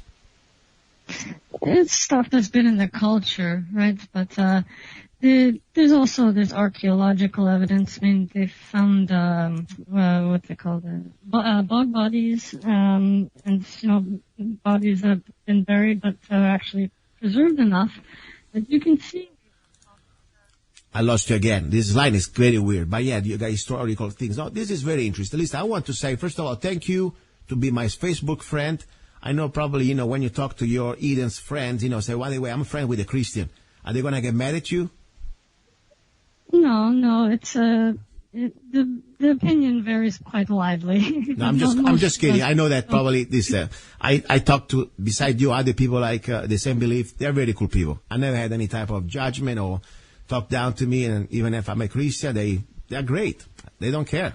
Basically against our beliefs to say that you have to believe what we do. Exactly. Not how it works. That's why I believe you represent the spirit of freedom. We have freedom of choice, and that's the idea. Now, did you enjoy the Zanna coffee? Oh, did I ever? Actually, I have some right here. It's very good. Cool. What are you drinking? What type of coffee? Straight shot espresso or 1776? What is your favorite? The espresso is my favorite. Straight shot espresso. Well, listen, I like to know your feedback because I'm always looking for different taste and feedback. Normally, people from North Europe, I never really thought they were into coffee like you are, but you seem like to be really into coffee. So I appreciate your feedback. Now, I would like to remind also to the listeners, by the way, yes, you can support the show also getting the Zanna coffee. So we can talk about everything we want. We don't need to worry about, anybody telling us what to say. And that's the way we can keep the show free. So if you want to support the show, there is a simple way. If you drink coffee every day, just go to www.zannacoffee.com and you can enjoy the best organic coffee created and blended directly by my own taste and design. Now, we are almost at the end. I cannot believe it. I want to give you 60 seconds, really 60, now 50. Whatever you want to say, people want to reach you out, give again the name of your website or the name of your show. You got the floor. Go ahead. Oh, okay. Well, so, oh, bugger. You caught me off guard. Okay, let's go with the show is called Victory or Valhalla, and it will be associated with Sweden.fm, and yeah. All right, I see back and forth, but guess what? What I'm gonna do, I wanna play before you leave, okay? Maybe the last part of a video. I will play this one right now. It's a mystic song, not even a song. It's something very magic. I just play for you. Listen, Soren, thank you very much. And please, thank you again for being with me, okay? No problem. Thank you. Thank you. All right, guys, you're listening to Love, Guns, and Freedom. And guess what? This is an amazing show. God willing, I'll talk to you next Sunday. It's over. Talk to you next Sunday. Bye-bye. Here we go. This is the final mystic sound. A shamanic overtone.